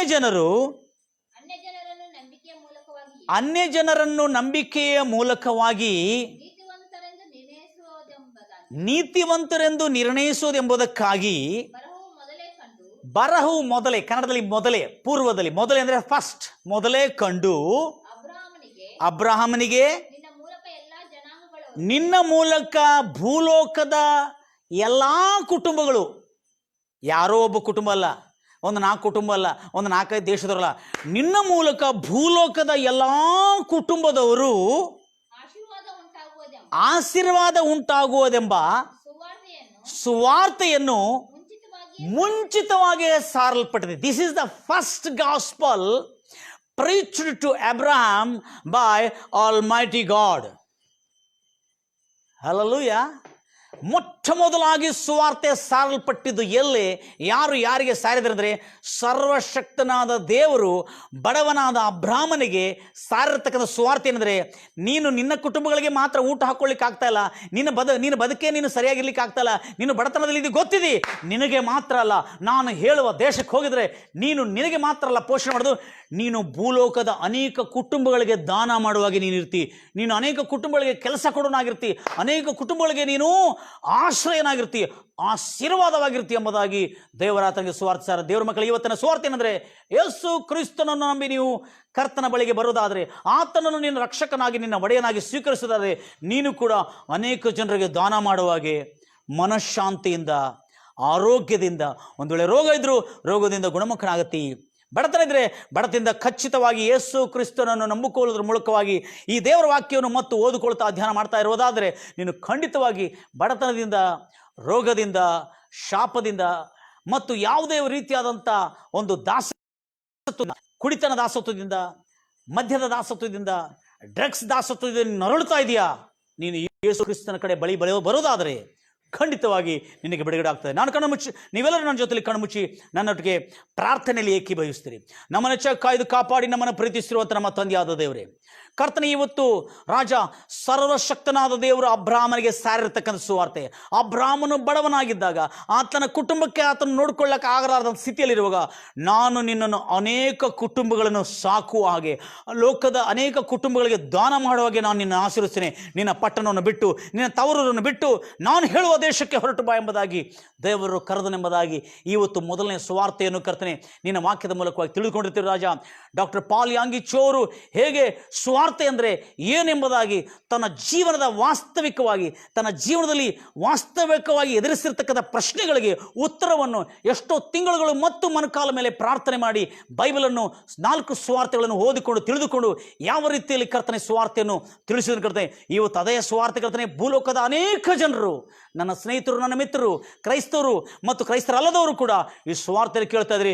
ನಿಮ್ಮೆಲ್ಲರಿಗೆ ಶುಭವು, ಕ್ಷೇಮವು, ಸಮೃದ್ಧಿ, ಅಭಿವೃದ್ಧಿ, ಆರೋಗ್ಯ ಉಂಟಾಗಲಿ ಎಂಬುದಾಗಿ ಹಾರೈಸುತ್ತಾ, ಯಾರ್ಯಾರು ಇವತ್ತು ಈ ವಾಕ್ಯವನ್ನು ಕೇಳಿ ಯೇಸು ಕ್ರಿಸ್ತನನ್ನು ನಿಮ್ಮ ರಕ್ಷಕನಾಗಿ, ನಿಮ್ಮ ಸ್ವಂತ ವಿಮೋಚಕನಾಗಿ ನೀವು ಸ್ವೀಕರಿಸೋದಾದರೆ, ಅಂಗೀಕರಿಸಿ ನೀವು ಪ್ರಾರ್ಥನೆಗೆ ಬರೋದಾದರೆ, ಖಂಡಿತವಾಗಿ ನಿಮಗೆ ಪಾಪದಿಂದ, ಶಾಪದಿಂದ, ಬಡತನದಿಂದ, ರೋಗದಿಂದ, ಈ ಲೋಕದ ಮರಣದಿಂದ ಕೊನೆಗೆ ನಿತ್ಯ ನರಕದಿಂದ ನಿಮಗೆ ಖಂಡಿತವಾಗಿ ಮುಕ್ತಿ ಸಿಗ್ತದೆ ಎಂಬುದಾಗಿ ನಿಮಗೆ ಆಶ್ವಾಸನ ಕೊಡ್ತಾ ಯೇಸು ಕ್ರಿಸ್ತ ನಾಮದಲ್ಲಿ ಪ್ರಾರ್ಥಿಸಿ ಬೇಡಿ ಹೊಂದಿದ್ದೇನೆ ತಂದೆ. Amen. God bless you. God loves you. ದೇವರ ನಾಮಕ್ಕೆ ಮಹಿಮೆ. ದೇವರು ಮತ್ತು ನನ್ನ ಪ್ರೋಗ್ರಾಮ್ಗಳನ್ನು ನೀವು ಖಂಡಿತವಾಗಿ ನೋಡ್ತಾ ಇರ್ತೀರಿ. ಈ ಪ್ರೋಗ್ರಾಮ್ಗಳಲ್ಲಿ ಅನೇಕ ಸತ್ಯಗಳು, ರಹಸ್ಯಗಳು ನಿಮಗೆ ಬಯಲುಗೊಳಿಸಲಿಕ್ಕಿದೆ. ನೀವು ಎಷ್ಟು ಮಾತ್ರಕ್ಕೂ ನೀವು ನನ್ನ ಈ ಒಂದು ಲೈವ್ ಪ್ರೋಗ್ರಾಮನ್ನು ಅಥವಾ ಲೈವ್ ಆದಮೇಲೆ ಕೂಡ ನಾನು ನೋಡ್ಕೋಬೋದು. ಅನೇಕ ದಿನಗಳಿಂದ ನಾನು ಆರಂಭ ಮಾಡಿದ್ದೇನೆ. ಬಹಳ ಜನರಿಗೆ ಒಳ್ಳೆ ಪ್ರತಿಕ್ರಿಯೆ ಬರ್ತಾ ಇದೆ. ದೇವ್ರ ಮಕ್ಕಳೇ, ಇನ್ನು ಮುಂದೆ ನೆನಪಿಟ್ಕೊಡ್ರಿ, ಯೇಸು ಕ್ರಿಸ್ತನೇ ನಿಮ್ಮ ಒಡೆಯನು, ರಕ್ಷಕನು, ವಿಮೋಚಕನು. ಆತನು ಹೊರತು ಮತ್ತು ಯಾರು ನಮ್ಮನ್ನು ರೋಗ, ಶಾಪ, ವ್ಯಾಧಿಗಳಿಂದ ಬಿಡುಗಡೆ ಮಾಡಲಿಕ್ಕಾಗಲ್ಲ ಅನ್ನತಕ್ಕಂಥ ಸತ್ಯವನ್ನು ನಾನು ತಿಳಿಸ್ತಾನೆ. God bless you. God loves you.